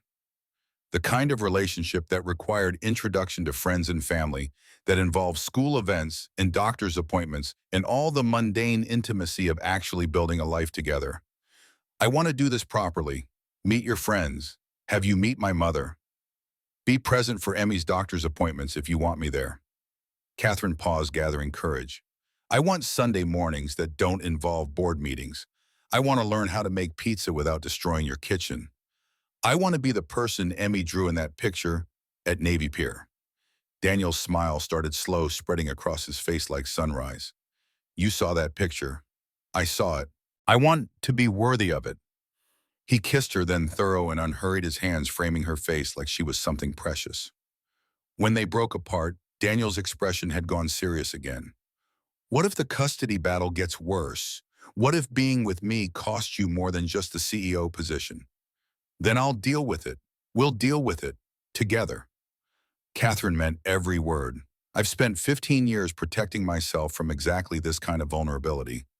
But Daniel, you and Emmy, you are worth the risk. They moved to the couch, Catherine's head resting on Daniel's shoulder, his arm around her waist. The apartment was quiet except for the distant hum of Chicago traffic and Emmy's soft breathing from her bedroom. This was real life, Catherine thought. Messy and complicated and infinitely better than the sterile perfection she'd built around herself. I'm falling in love with you. Daniel's voice was quiet, almost hesitant. Actually, I think I've been in love with you since you told me my business plan needed work and then spent 3 hours helping me fix it. Catherine turned her face into his shoulder, feeling tears prick her eyes for the first time in years. I love you too. I told you that this morning, but you were panicking about Emmy, so I'm saying it again. I love you. I love your daughter. I love this life you've built, even though it's hard. Daniel's arms tightened around her. I'm still terrified. Good, so am I. Catherine lifted her head to look at him. But I'd rather be terrified with you than safe and alone. Emmy's voice, small and scared, cut through the moment. Dad, I don't feel good. They both moved immediately, Daniel reaching Emmy's bedroom first. Catherine stood in the doorway, watching as Emmy sat up in bed, clutching her chest. The girl's face had gone pale, her breathing shallow. Daniel checked her pulse with practiced efficiency, his expression controlled, but his fear visible in the tension of his shoulders. What kind of not good sweetheart? My heart. It's doing the fast thing again. Catherine saw Daniel's jaw tighten as he pulled out his phone. She knew enough about Emmy's condition now to recognize this as potentially serious. The palpitations could be anxiety, like the night before, or they could signal something worse. Let me call Dr. Patel. Catherine, can you get Emmy's medication log from the kitchen counter? Catherine found the log, a meticulous record Daniel kept of every dose, every symptom, every change in Emmy's condition. The details spoke to his dedication as a father, the way he'd built his entire life around keeping his daughter healthy. Dr. Patel talked to Emmy directly over the phone, guiding her through breathing exercises while checking symptoms. After 10 minutes, he determined it was another anxiety-induced episode, not cardiac emergency. Monitor for 30 minutes. If symptoms persisted, emergency room. Emmy's heart rate had already started normalizing by the time the call ended. I'm sorry. Emmy's voice trembled on the edge of tears. I'm scared. Catherine sat on the edge of the bed, taking Emmy's hand without thinking about whether she had permission. Scared of what? What if Dad marries you and then I get really sick and you leave because you don't want a sick kid? The words hit like a physical blow. Catherine looked at Daniel, saw her own shock reflected in his expression. They'd both assumed Emmy's resistance had been about replacing Lisa. Neither had considered that the child might fear abandonment for being imperfect. Emmy, look at me. Catherine waited until the girl's eyes met hers. I'm not going anywhere because you're sick. That's not how love works. Your heart condition doesn't make you broken or less valuable. It just makes you Emmy, and Emmy is exactly who I want in my life. But Grammy Constance says rich people don't like broken things. Catherine felt fury crystallize in her chest, cold and sharp. Your grandmother is wrong, and you're not broken. You're brilliant and brave in dealing with something incredibly hard. That takes strength most adults don't have. Emmy studied Catherine's face with that unnerving perception. You really mean that? I really mean that. I love your dad. I love you. And I'm not going anywhere unless you want me to. Emmy's breathing had steadied, her heart rate normalizing. She squeezed Catherine's hand. I don't want you to go. I was scared to say it, but I don't. Daniel sat on the other side of the bed, his hand resting on Emmy's shoulder. We're a team now, the three of us. Whatever comes next, we handle it together.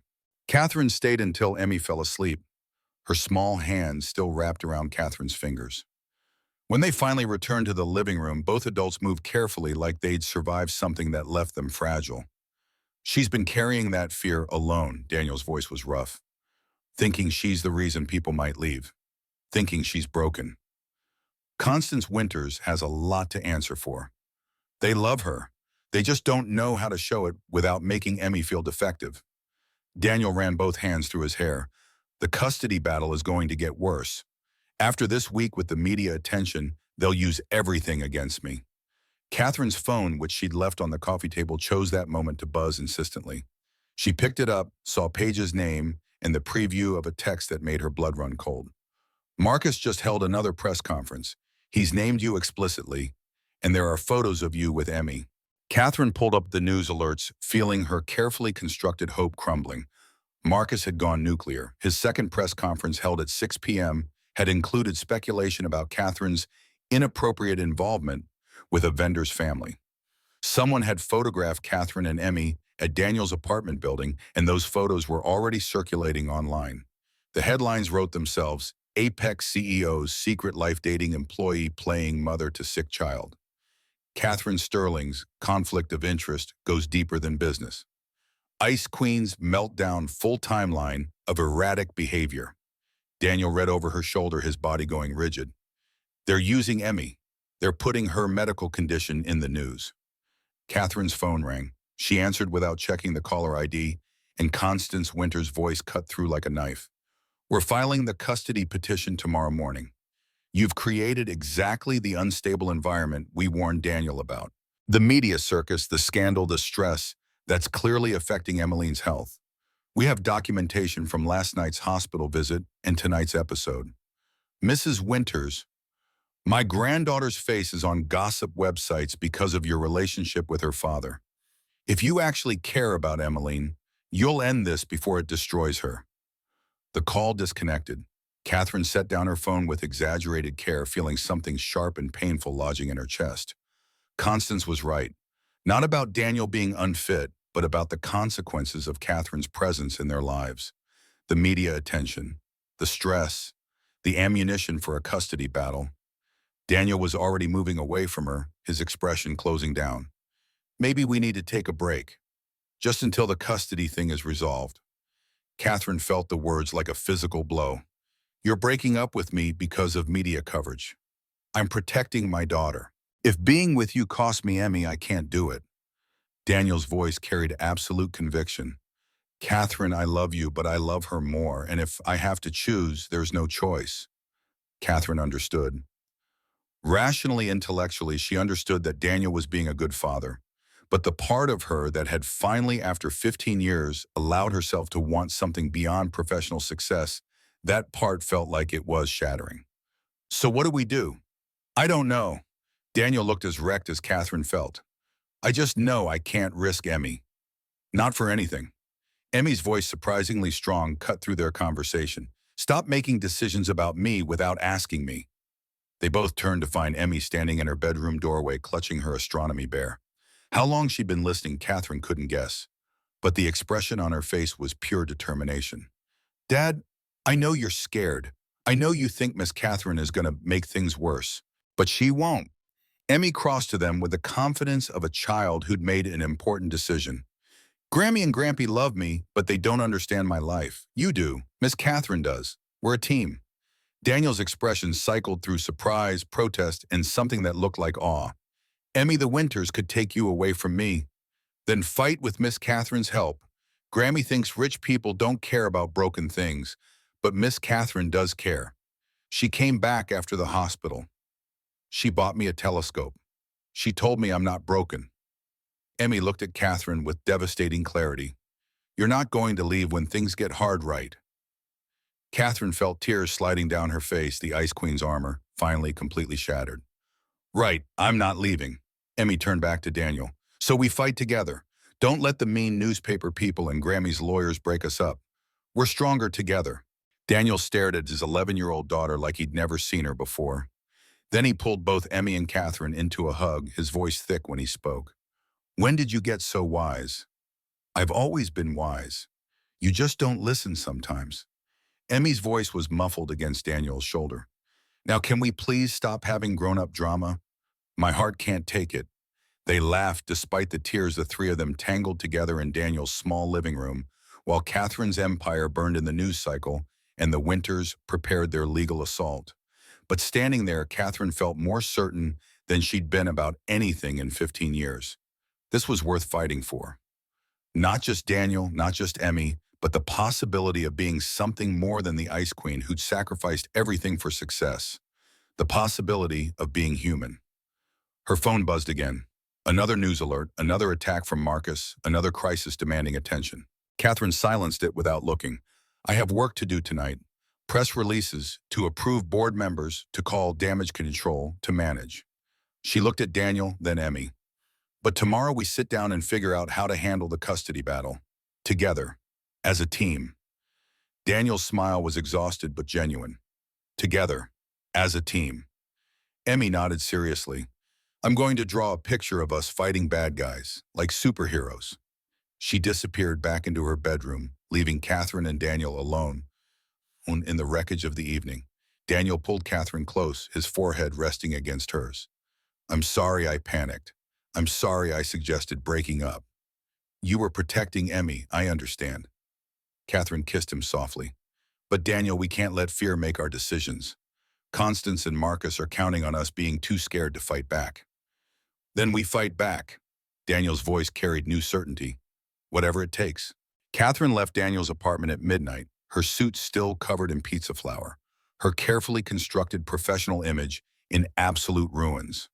The drive back to her penthouse took her through Chicago's night streets, past other lives being lived in lighted windows, past the possibility of everything she'd built crumbling to dust. Her phone showed 347 unread messages. The press coverage had escalated from business news to mainstream scandal. Apex's stock would open down tomorrow. Clients were threatening to jump ship. Board members who'd supported her that afternoon were already second-guessing their votes.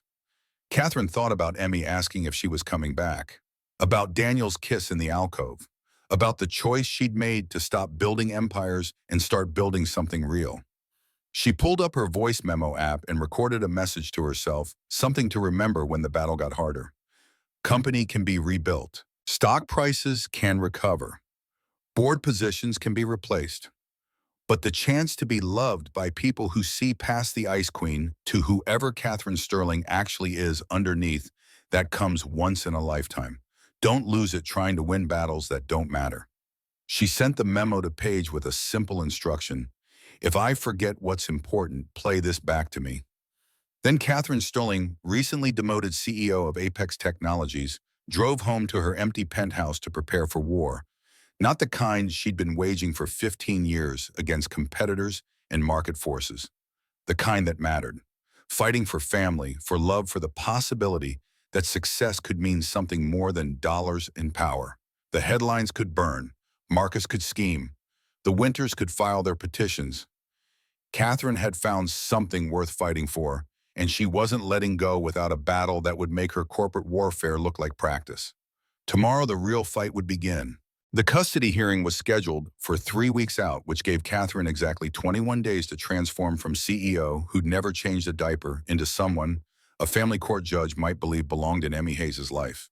She attacked the challenge with the same strategic precision she'd once applied to hostile takeovers, except now the stakes felt infinitely higher. Morning one, Catherine arrived at Daniel's apartment at 6 a.m. with bagels and a plan.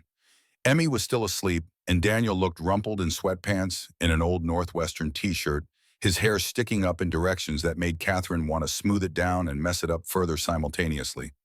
Tell me everything about Emmy's routine. Doctor appointments, medication schedule, school requirements, therapy sessions, everything. Daniel blinked sleep from his eyes, processing her intensity. You want to memorize my daughter's medical schedule? I want to demonstrate to a judge that I understand what being in Emmy's life actually requires, which means knowing what you deal with every single day. Catherine set down the bagels and pulled out a notebook. Also, I cleared my calendar for the next 3 weeks. No board meetings, no investor calls. Paige is handling day-to-day operations. I'm all in, Daniel. Time to prove it. They spent 2 hours mapping Emmy's complex medical needs before the girl woke up. 4 medications daily, 3 at specific times that couldn't vary by more than 30 minutes. Monthly cardiology appointments, quarterly MRI scans, annual cardiac catheterization, emergency protocols for different types of episodes. The name and number of every specialist Emmy had seen in 5 years. Daniel watched Catherine take notes with something like wonder in his expression. Most people's eyes glaze over after the first medication explanation. I'm not most people, and Emmy deserves someone who cares enough to understand. Catherine looked up from her notebook. What else? School accommodations, friend, situations, things that trigger anxiety. Emmy appeared in the doorway clutching her astronomy bear. Why are you here so early? Catherine smiled. Your dad's teaching me how to be useful. Want to help? The next 3 weeks unfolded in a crash course in practical domesticity that left Catherine simultaneously exhausted and more alive than she'd felt in years. She learned to cook meals that didn't come from restaurants. She attended Emmy's parent-teacher conference and discovered the girl was reading 3 grade levels above her peers, but struggling with PE due to cardiac restrictions. She sat through a specialist appointment and heard Dr. Patel explain the nuances of Emmy's specific condition with a patience that suggested he'd given this lecture many times. She also learned about Daniel's business in ways their coffee meetings had never revealed. Big Tom invited her to shadow a wedding shoot, and Catherine spent 8 hours watching Daniel work. The man was an artist with a camera seeing compositions nobody else noticed, putting anxious brides at ease with self-deprecating humor and genuine warmth. His technical skill was impressive, but his ability to capture authentic emotion in every frame that was genius. You're undercharging. Catherine reviewed his pricing sheet later that week while Emmy did homework at the kitchen table. Your work is worth double what you're asking. Daniel looked uncomfortable. The market won't bear higher prices for someone without formal photography credentials. The market will bear whatever you convince it to bear. You need a portfolio website that doesn't look like it was built in 2010, testimonials from satisfied clients prominently displayed, and a pricing structure that reflects your actual value. Catherine was already pulling up website builders on her laptop. Also, you need to start booking corporate clients more aggressively. They pay better than weddings in their year-round revenue. I don't have an MBA. I can't talk the corporate talk. You have 10 years of marketing experience and natural charisma. That's worth more than any degree. Catherine met his eyes. Skills you can actually do with your hands. Remember, Tom was right about that. Stop underselling yourself. Emmy looked up from her math homework. Miss Catherine is very bossy. I prefer strategically directive. Catherine smiled. But yes, I'm bossy. Is that a problem? Emmy considered this seriously. No, Dad needs bossy sometimes. He's too nice to people who don't deserve it. Daniel threw a dish towel at his daughter, who giggled and returned to her equations. Catherine watched the easy affection between them and felt something settle in her chest. This was family, not the sterile perfection she'd imagined as a child, but messy reality filled with homework and medical schedules and people who knew each other's patterns intimately. The Apex situation continued deteriorating. Marcus's evidence had triggered a full SEC investigation into both his activities and Catherine's management decisions. The stock had stabilized somewhat after Catherine's announcement of her planned transition, but three major clients had still terminated contracts. Board members who'd supported her compromise were receiving pressure from investors to force immediate change. Gerald called on day 12 of Catherine's domestic immersion. The board wants to accelerate your timeline. Step down as CEO by end of year instead of 6 months. Catherine was at Daniel's apartment helping Emmy build a diorama of the solar system for science class. She had Jupiter in one hand and carefully calibrated paint in the other. Tell them I'll consider it if they agree to full severance package and maintain my executive chair position for minimum 3 years. You're negotiating from weakness, Catherine. No, I'm negotiating from clarity. I know what I want now, Gerald. Apex was my whole life for 15 years. It's not anymore. If they want me out faster, they pay for the privilege. Gerald's laugh was rough with approval. I'll present it to the board. Catherine, you sound different. I am different. Turns out having a life outside the office changes your priorities. She set down Jupiter and reached for Saturn's rings. Who knew? The board accepted her terms. Catherine would step down as CEO on January 1st, exactly 5 weeks away, transitioning to executive chair with significantly reduced responsibilities and compensation. She'd keep her board seat, maintain strategic input, but surrender the day-to-day control that had consumed her existence. She felt nothing but relief. Daniel's business began shifting in response to Catherine's strategic input. She'd connected him with 3 corporate clients from her network companies that needed professional photography for annual reports, executive headshots, marketing materials.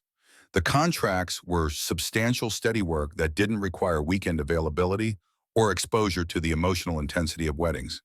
You're changing my whole business model. Daniel reviewed the proposals one evening, his expression cycling between gratitude and something that looked like discomfort. These contracts alone would cover 6 months of Emmy's medication. You're changing it. I'm just opening doors. The work is still yours. Catherine watched his face carefully. Does it bother you that I have connections you can use?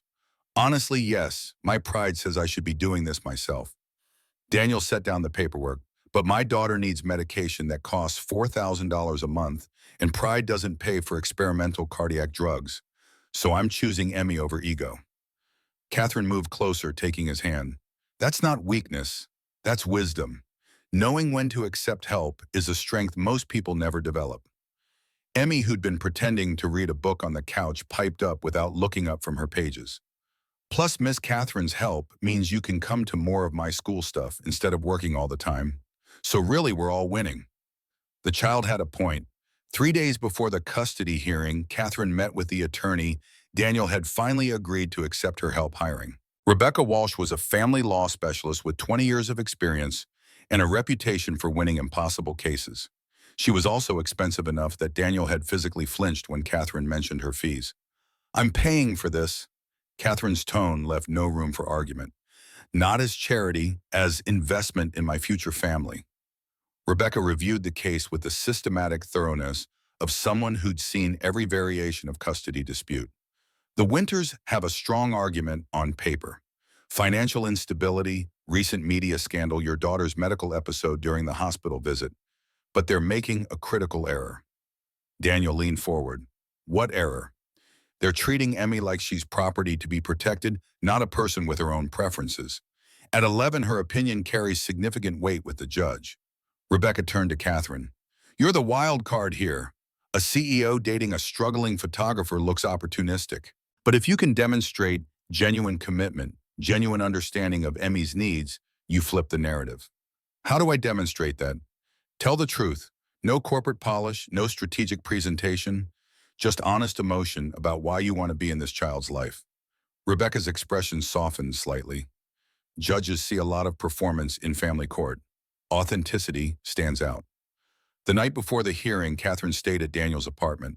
Not on the couch this time, but in his bed, both of them awake and tangled together in the darkness. Emmy was asleep down the hall, her breathing steady and even. Through the baby monitor, Daniel still kept, despite her protest that she was too old for monitoring. What if we lose? Daniel's voice was barely audible. What if tomorrow the judge decides the Winters are right and Emmy would be better off with them? Catherine tightened her arms around him.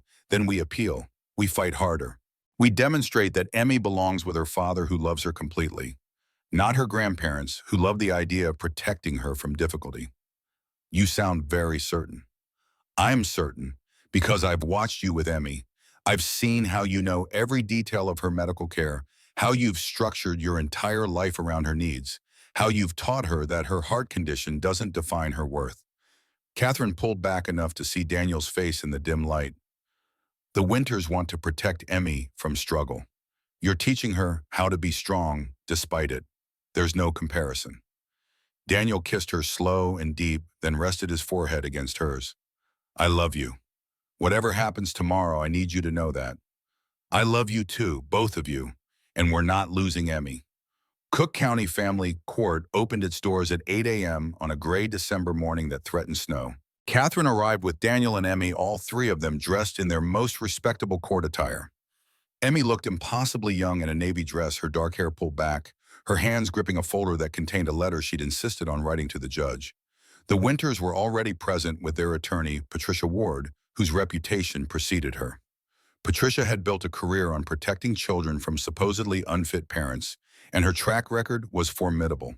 She looked at Catherine with the kind of calculated assessment that reminded Catherine uncomfortably of her own boardroom tactics. The courtroom was smaller than Catherine expected, intimate in a way that made everything feel more personal. Judge Maria Torres presided, a woman in her mid-50s with the bearing of someone who'd heard every lie and manipulation family law could produce. She reviewed the initial filings with methodical attention, then looked up. This is a modification of custody hearing. Mr. and Mrs. Winters are seeking primary custody of Emmeline Hayes, age 11, currently in the care of her father, Daniel Hayes. Let's begin with Mrs. Winters' testimony. Constance took the stand with the confidence of someone certain of her moral authority.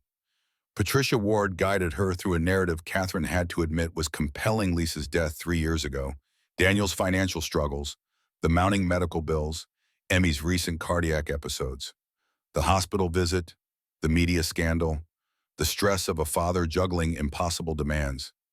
We love Emmy. She's our only grandchild. Constance's voice carried genuine emotion. After Lisa died, we tried to support Daniel, but he's overwhelmed.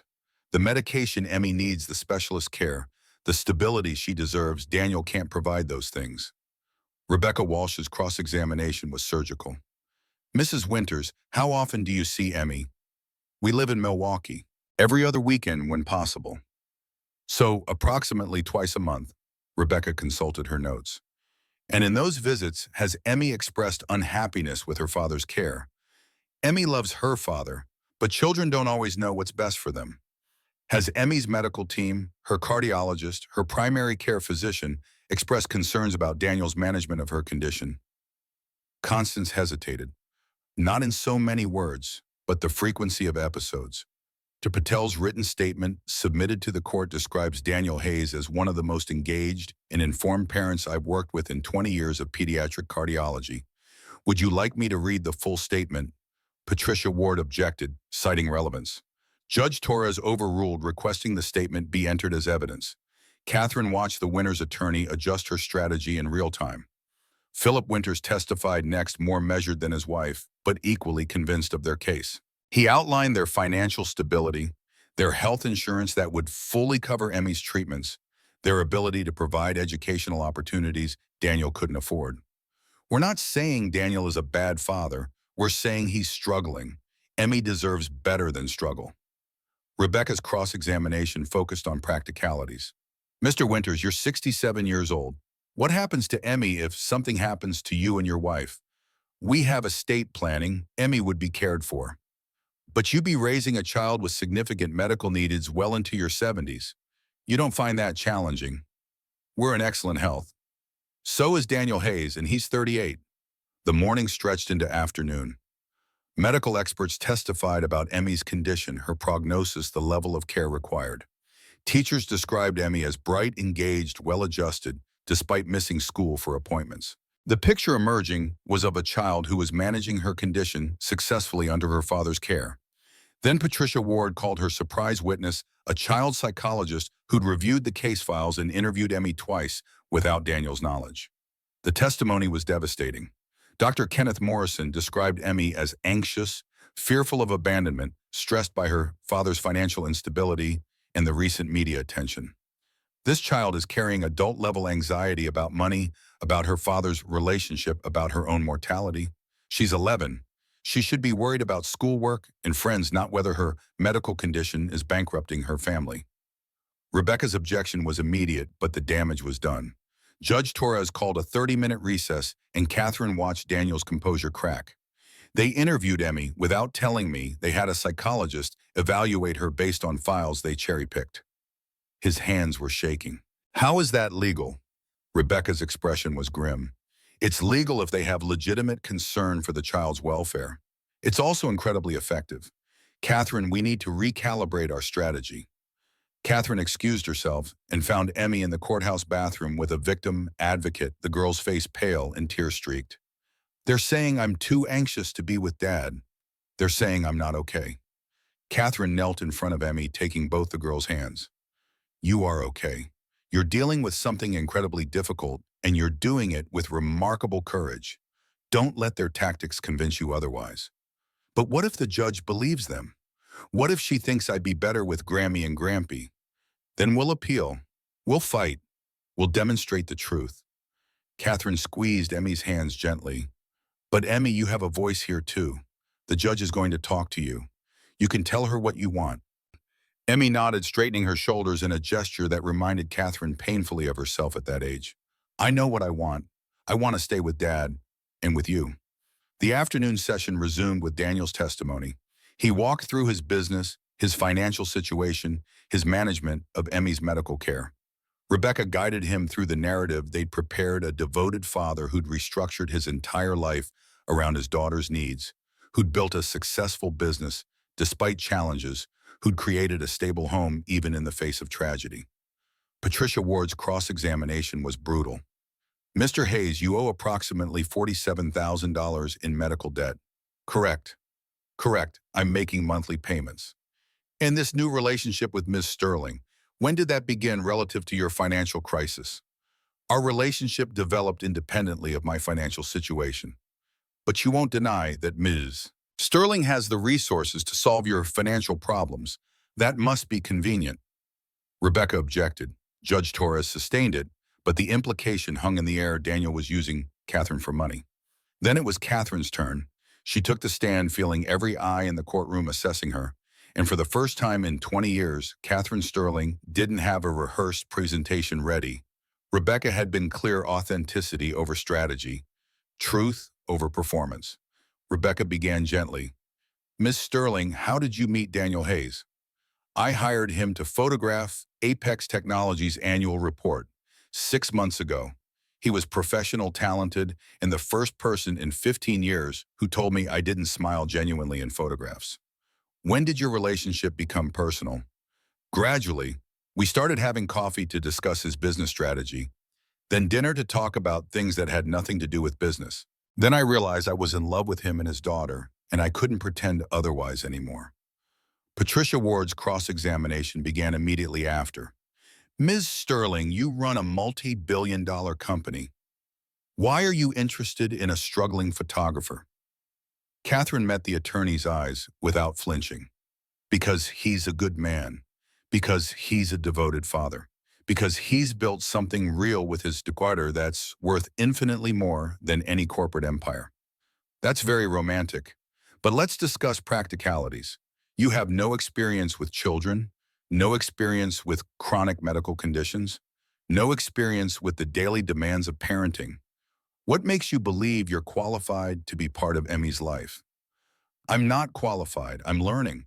I've spent the last 3 weeks learning Emmy's medication schedule, her doctor's names, her school requirements, her anxiety triggers. Catherine's voice stayed steady. I don't have experience, Ms. Ward, but I have commitment. And I have love for a child who deserves to grow up with her father, not her well-meaning but misguided grandparents. Emmy has had multiple cardiac episodes since you entered her life. The stress of this relationship, the media attention, the upheaval, you don't think that's affecting her health? Catherine felt the trap closing. This was the question she'd been dreading, the argument she had no perfect answer for. She could deflect minimize retreat into corporate speak, or she could do what Rebecca advised and tell the truth. Yes, the media attention has caused Emmy stress. My presence in her life has created upheaval. Change is stressful, especially for a child dealing with a chronic condition. Catherine paused, gathering the rest of her truth. But love is also stressful. Building a family is stressful. Life is stressful. The question isn't whether Emmy experiences stress. The question is whether she's learning to manage it with people who love her completely, who see her as strong rather than fragile, who are teaching her that her heart condition doesn't define her worth. Patricia's expression hardened. That's a lovely philosophy, Ms. Sterling. But philosophy doesn't pay for experimental cardiac medications. Actually, it does. Catherine had been waiting for this opening. I've established a foundation specifically to support families dealing with pediatric cardiac conditions. It's funded independently of my relationship with Daniel, managed by trustees who have no connection to either of us, and it provides financial assistance for medications, treatments, and support services. Emmy qualifies for that assistance whether or not I remain in her life. The courtroom went very quiet. Even Patricia Ward looked momentarily thrown. You established a charitable foundation to help your boyfriend's daughter. I established a charitable foundation to help children like Emmy. She happens to be the first recipient, but the foundation will continue helping families long after I'm gone. Catherine held Patricia's gaze. Emmy's medical needs are real. Daniel's financial struggles are real. But the solution isn't removing Emmy from the father who loves her. It's providing resources so families don't have to choose between medical care and financial stability. Judge Torres leaned forward slightly, the first sign of real interest she had shown. Ms. Sterling, this foundation, when was it established? 2 weeks ago. It's fully funded with $10 million of my personal assets structured to provide ongoing support. Catherine pulled documentation from her folder. The first grants are being distributed next month. Emmy's family is one of 20 recipients in the initial cohort. The judge accepted the documentation, reviewing it with careful attention. Catherine watched Constance and Philip Winter's faces cycle through confusion, anger, and something that might have been grudging respect. Judge Torres spoke after several minutes of silence. I'd like to speak with Emmeline privately in chambers. Counselors, you'll wait here. Emmy disappeared into the judge's chambers, leaving the adults in tense silence. 20 minutes felt like 20 hours. Catherine watched Daniel's jaw work, his hands clenched in his lap. Constance Winters looked smaller somehow, Philip's arm around her shoulders. When Emmy emerged, her face was composed, but her eyes were red. She walked directly to Daniel, climbed into his lap, despite being arguably too old for that, and buried her face in his shoulder. Whatever she'd told the judge, it had cost her something. Judge Torres returned to the bench, her expression professionally neutral. I've reviewed all testimony, examined the evidence, and spoken extensively with Emmeline. This is a difficult case because both parties clearly love this child and want what's best for her. Catherine felt her heart hammering against her ribs. Everything balanced on the next words. However, Emmy is not in danger. She's thriving medically, academically, and emotionally under her father's care. Mr. and Mrs. Winters, your concerns about financial stability are noted, but they don't override Emmy's clear preference to remain with her father. Judge Torres's gaze swept the courtroom. Furthermore, Ms. Sterling's foundation addresses the financial concerns that form the core of your petition. Constance made a small sound that might have been protest or relief. My ruling is as follows. Daniel Hayes retains primary custody of Emmeline Hayes. Visitation with Mr. and Mrs. Winters will expand from bi-monthly to monthly weekends, with additional holiday visitation to be negotiated between parties. Judge Torres looked directly at Daniel. Mr. Hayes, I'm ordering continued counseling for Emmeline to help her process the anxiety Dr. Morrison identified. I'm also requiring 6-month check-ins with the court to ensure Emmy's needs are being met. Daniel's arms tightened around Emmy. Catherine felt tears sliding down her face, all the Ice Queen's armor finally irrevocably shattered. This hearing is adjourned. The courtroom erupted in motion. Rebecca Walsh was smiling. The Winters were conferring with Patricia Ward. Daniel was holding Emmy like he'd never let go, both of them crying quietly. Catherine stood frozen, processing the magnitude of what had just happened. They'd won. Emmy was staying with Daniel. The family they'd been building survived. Constance approached as they were gathering their things, her expression complicated. Miss Sterling, a word? Catherine braced herself for attack, but Constance's voice when she spoke was quiet, almost defeated. I was wrong about you.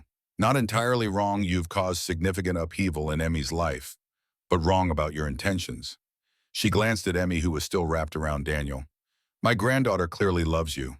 And that foundation, that's more than I expected. I love her too. Both of them. I see that now. Constance straightened her shoulders, pride reasserting itself. We'll still be part of Emmy's life. Monthly visits, holidays. But Mr. Hayes, Miss Sterling, if anything happens to suggest Emmy isn't thriving, we will petition again. Philip Winters nodded agreement, his expression stern, but less hostile. Emmy's welfare comes first, always. Daniel found his voice. On that, we completely agree. The Winters left without further conversation. Catherine watched them go, feeling something like sympathy. They loved Emmy. They just didn't know how to express it without trying to control everything. Outside the courthouse, snow had started falling, dusting Chicago in premature December white. Emmy spun in circles, trying to catch snowflakes on her tongue, while Daniel and Catherine stood close together, processing the enormity of what had just transpired. You established a $10 million foundation without telling me. Daniel's tone was somewhere between awe and exasperation. Catherine, that's the best use of my money I've ever found. Those families need help. Emmy needs help. And I have more money than any human being reasonably needs. Catherine took his hand. The foundation was always going to happen. Meeting you and Emmy just accelerated the timeline. Emmy finished her snowflake catching and came to stand between them. Can we get pizza? I'm starving, and today was really stressful, and Dad always says pizza fixes everything. They went for pizza. Not at some trendy restaurant, but at the neighborhood place near Daniel's apartment, where the owner knew Emmy's name and nobody cared that Catherine Sterling, soon-to-be former CEO of Apex Technologies, was eating deep dish in jeans and a sweater that had seen better days. Halfway through dinner, Catherine's phone rang. Paige calling with news that couldn't wait. The SEC investigation concluded. Marcus had been selling proprietary information to Nexitech for 18 months. They have emails, wire transfers, everything. He's being charged with corporate espionage and securities fraud. Catherine set down her pizza slice carefully. When is this going public? Already is. The SEC filed charges an hour ago. Marcus just issued a statement claiming he was trying to protect Apex from your supposedly reckless leadership. Paige's voice carried grim satisfaction. But the evidence is overwhelming. He's done, Catherine. Completely done. What about Apex, the stock? Already recovering. Up 12 points since the news broke. The board wants to schedule an emergency meeting for tomorrow. They're suggesting you might want to reconsider the accelerated departure timeline. Catherine looked at Daniel across the table, at Emmy with tomato sauce on her chin, at the life they'd built in 3 chaotic weeks. She thought about her penthouse that felt like a museum, about the 15 years she'd spent building an empire at the cost of everything else, about the choice she'd already made. Tell the board I'm honored by their confidence, but my decision stands. I step down as CEO January 1st. Sloan Blackwell is ready to take over. She has my complete support, and I'm looking forward to having a life outside Apex's boardroom. Paige was quiet for a long moment. You're really doing this? Walking away? I'm not walking away. I'm walking towards something better. Catherine smiled at Daniel, who was clearly trying not to eavesdrop while simultaneously dying of curiosity. Paige, I'll see you tomorrow for transition planning, but my priorities have changed permanently. She ended the call and explained the Marcus situation to Daniel, while Emmy listened with wide eyes. The man who tried to destroy Catherine's career was facing federal charges. Justice delivered with the precision of a well-executed legal strategy. How do you feel about it? Daniel asked. Vindicated, angry, satisfied. Catherine considered the question seriously. 3 weeks ago, Marcus's downfall would have felt like victory. Now it just felt like the final chapter of a story that no longer defined her. I feel grateful. Grateful that his attempt to destroy me failed. Grateful that the collateral damage didn't destroy us. Grateful that I figured out what actually matters before it was too late. Emmy reached across the table and took Catherine's hand.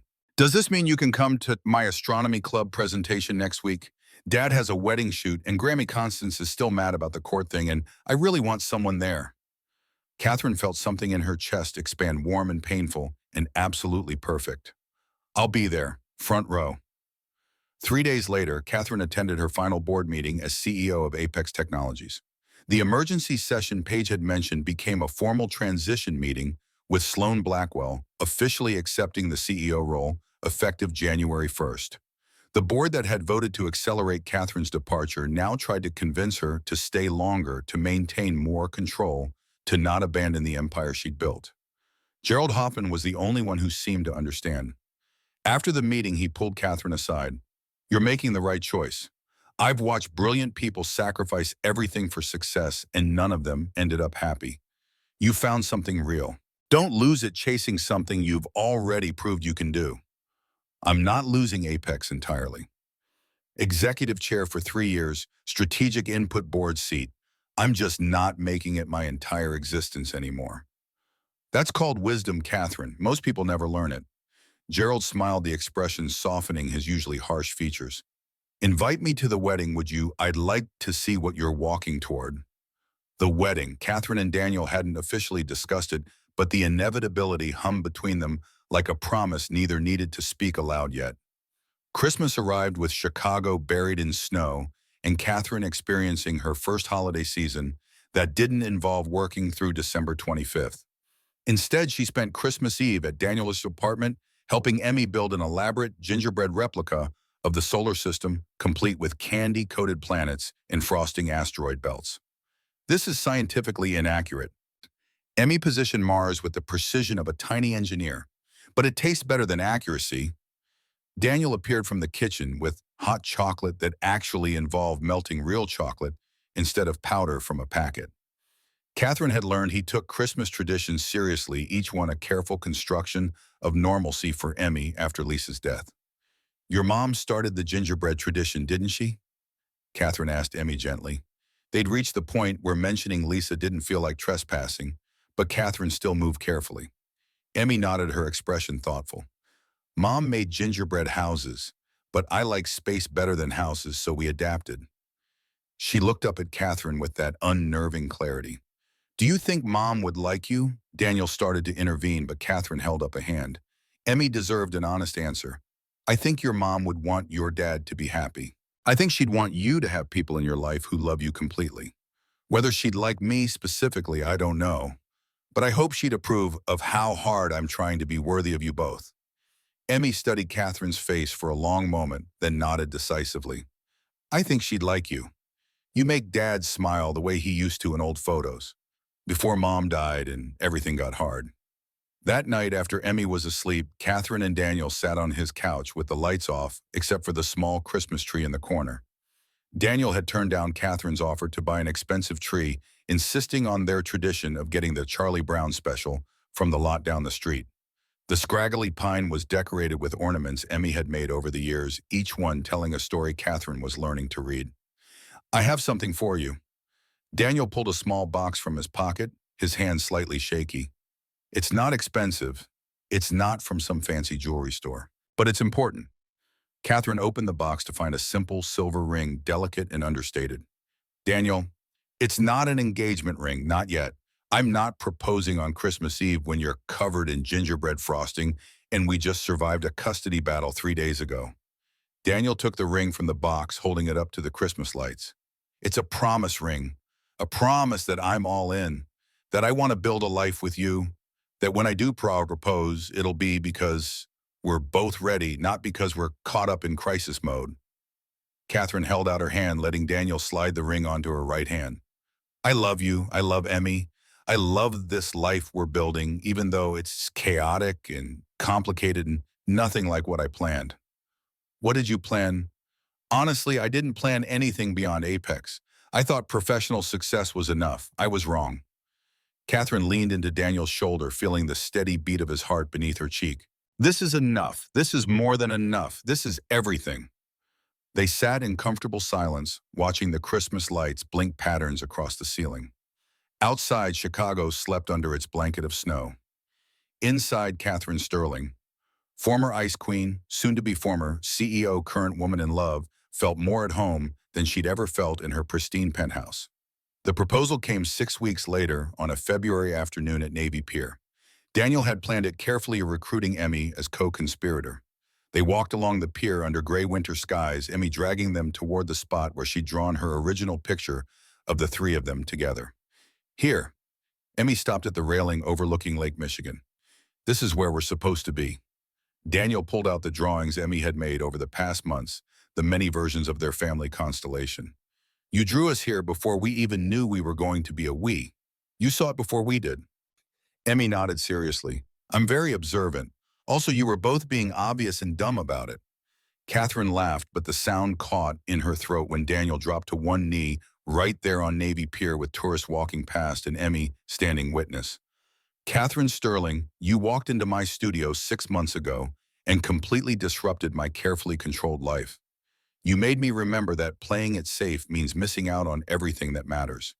You taught my daughter that being strong doesn't mean being perfect. Daniel pulled a ring box from his pocket, opening it to reveal a diamond that caught the winter light. Will you marry me?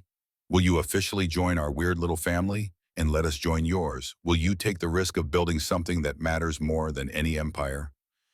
Catherine's vision blurred with tears, but she managed to nod. Yes, to all of it. Yes. The ring fit perfectly. Emmy cheered loud enough to startle nearby pigeons. A street musician started playing something romantic and slightly off-key. And Catherine Sterling, who'd built a billion-dollar company on ice-cold calculation, kissed her fiancé on Navy Pier, while his daughter took photos with Daniel's professional camera, because someone needs to document this properly. The wedding happened 4 months later in June, when Chicago finally remembered it was supposed to be warm. Small ceremony at the Botanic Garden. 50 guests who actually mattered, instead of 300 business contacts Catherine had never liked. Emmy served as maid of honor in a purple dress she'd picked herself, carrying rings and looking impossibly grown up at almost 12. Catherine's mother walked her down the aisle, her face wet with happy tears. I was starting to think you'd married your company, Kathy. I'm glad I was wrong. Daniel waited at the altar in a suit he'd actually bought, instead of borrowed his face doing complicated emotional things when he saw Catherine. She'd chosen a simple ivory dress instead of elaborate bridal construction, wanting to look like herself instead of some wedding magazine fantasy. The vows they'd written were short and brutally honest. Daniel promised to teach Catherine that success could mean something beyond quarterly earnings. Catherine promised to remember that empires were worthless without people to share them with.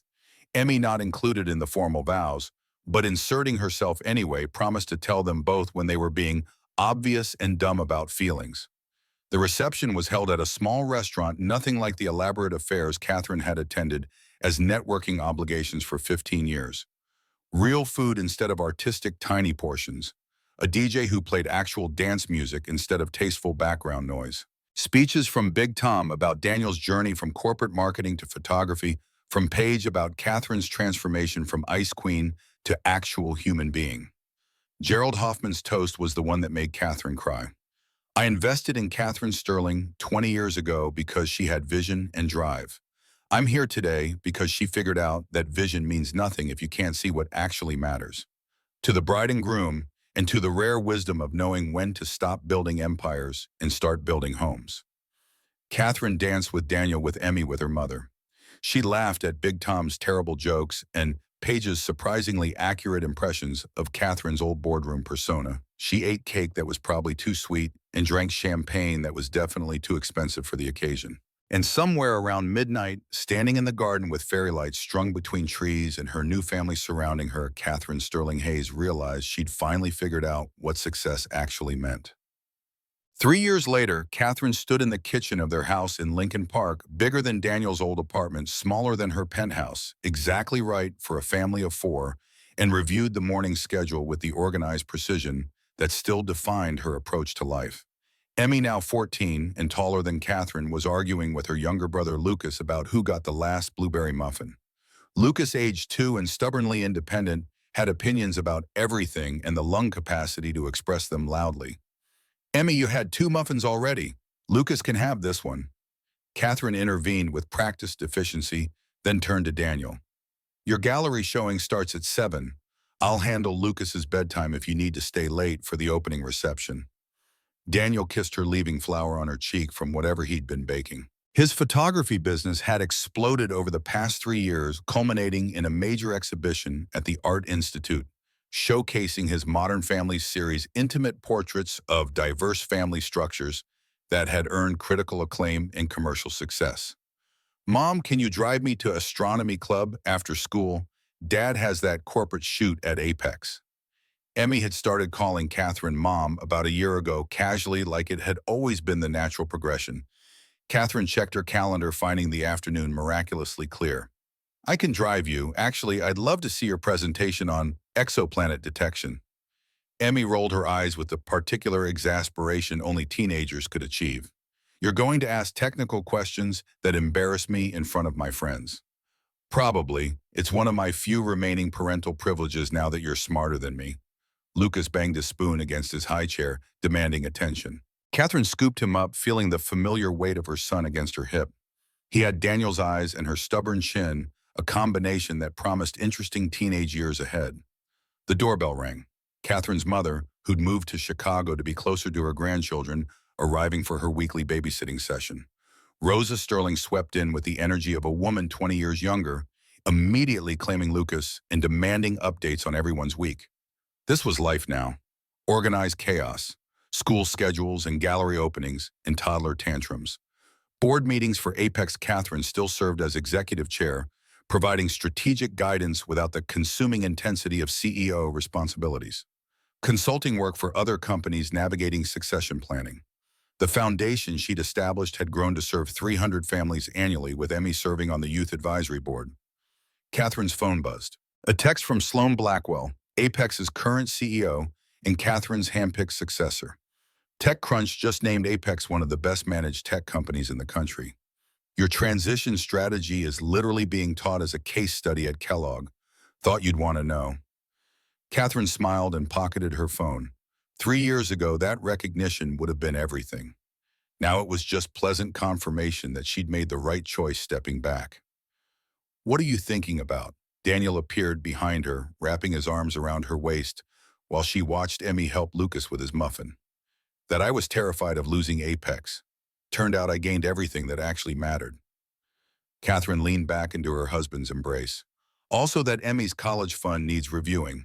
She's talking about MIT's astrophysics program, and we need to make sure that money isn't a barrier. I know. We'll figure it out. Daniel turned her to face him. You know what I love about you? You still approach everything like it's a strategic problem to solve, but now you're solving for happiness instead of market share. Lucas chose that moment to fling his muffin across the kitchen, scoring a direct hit on Catherine's work laptop. Emmy dissolved into giggles. Rosa started cleaning up the mess while dispensing wisdom about raising toddlers that Catherine pretended to listen to while actually watching her family with quiet contentment. Her phone buzzed again, this time a news alert about Marcus Thornton's sentencing hearing. 18 months in federal prison, millions in fines, permanent ban from corporate leadership. The man who'd tried to destroy Catherine had instead destroyed himself. Catherine dismissed the notification without reading the full article. Marcus Thornton belonged to a version of her life that felt like ancient history. She'd learned the hard way that the best revenge wasn't destroying your enemies. It was building something so fundamentally good that their attacks became irrelevant. That evening, Catherine sat in the Art Institute watching Daniel's opening reception, Emmy beside her, pointing out compositional techniques she'd learned from her father. The Modern Families series featured dozens of families, blended adoptive, single-parent, same-sex, traditional, unconventional. Each photograph captured authentic love in its many forms. The centerpiece of the exhibition was a large print titled Constellation. It showed Catherine, Daniel, Emmy, and Lucas on Navy Pier at sunset, arranged exactly like Emmy's original drawing. But this version was real, not imagined possibility, but lived reality. 4 people who'd found each other and built something that mattered more than any empire. A reporter from Chicago Magazine approached for an interview. Ms. Sterling Hayes, you famously stepped down as CEO of Apex Technologies 3 years ago. Any regrets? Catherine looked at her family. Daniel charming potential buyers. Emmy explaining orbital mechanics to a confused gallery patron, Lucas asleep in Rose's arms, and felt absolute certainty. None, I built companies, but this, she gestured toward her family. This is the only thing I've built that I'm genuinely proud of. Everything else was just practice for getting this right. The reporter scribbled notes, clearly hoping for something more dramatic. But Catherine had nothing more to offer. She'd spent 15 years chasing success, and it had taken losing almost everything to understand what success actually meant. Late that night back home, with Lucas asleep and Emmy doing homework, Catherine found Daniel on their back porch reviewing photos from the gallery opening. That reporter asked if I regretted leaving Apex. Catherine settled beside him. I told her no, but I didn't tell her the full truth. Daniel looked up concerned. What's the full truth? That leaving Apex was the first genuinely successful decision I ever made. Everything before that was just accumulation. Catherine gestured at their house, at the life they'd built. This is actual achievement. Building a family, teaching Emmy she's not defined by her heart condition. Raising Lucas to understand that success means more than money. Staying married to you despite your terrible habit of leaving photography equipment everywhere. Daniel pulled her close, kissing her temple. For the record, you leave legal briefs everywhere, your morning routine requires 45 minutes and military precision, and you still can't make pizza without creating a flour disaster that looks like a small explosion. I contain multitudes. Catherine smiled against his shoulder. Multitudes that finally figured out what matters. They sat together in the darkness, watching Chicago lights blink patterns across the night skyline. Somewhere in the house, Emmy was probably staying up too late reading astrophysics papers. Lucas was definitely sleeping in a position that would require physical therapy when he was 30. Rosa had left sticky notes with advice all over the refrigerator. The dishwasher needed running. The calendar for next week looked impossible. It was gloriously, perfectly imperfect. Catherine Sterling had spent 15 years building an empire. She'd been on magazine covers, won industry awards, built something that changed the technology landscape. None of it had made her happy. But this messy, complicated, beautiful life with Daniel and Emmy and Lucas, this made her happy. This filled the hollow space she'd been carrying since she was 27 and decided professional success would be enough. She'd been wrong about success. She'd been wrong about enough. She'd been wrong about what mattered. Getting it right had cost her a CEO position, a reputation as the Ice Queen, and the pristine perfection of a life built around avoiding vulnerability. Best trade she'd ever made.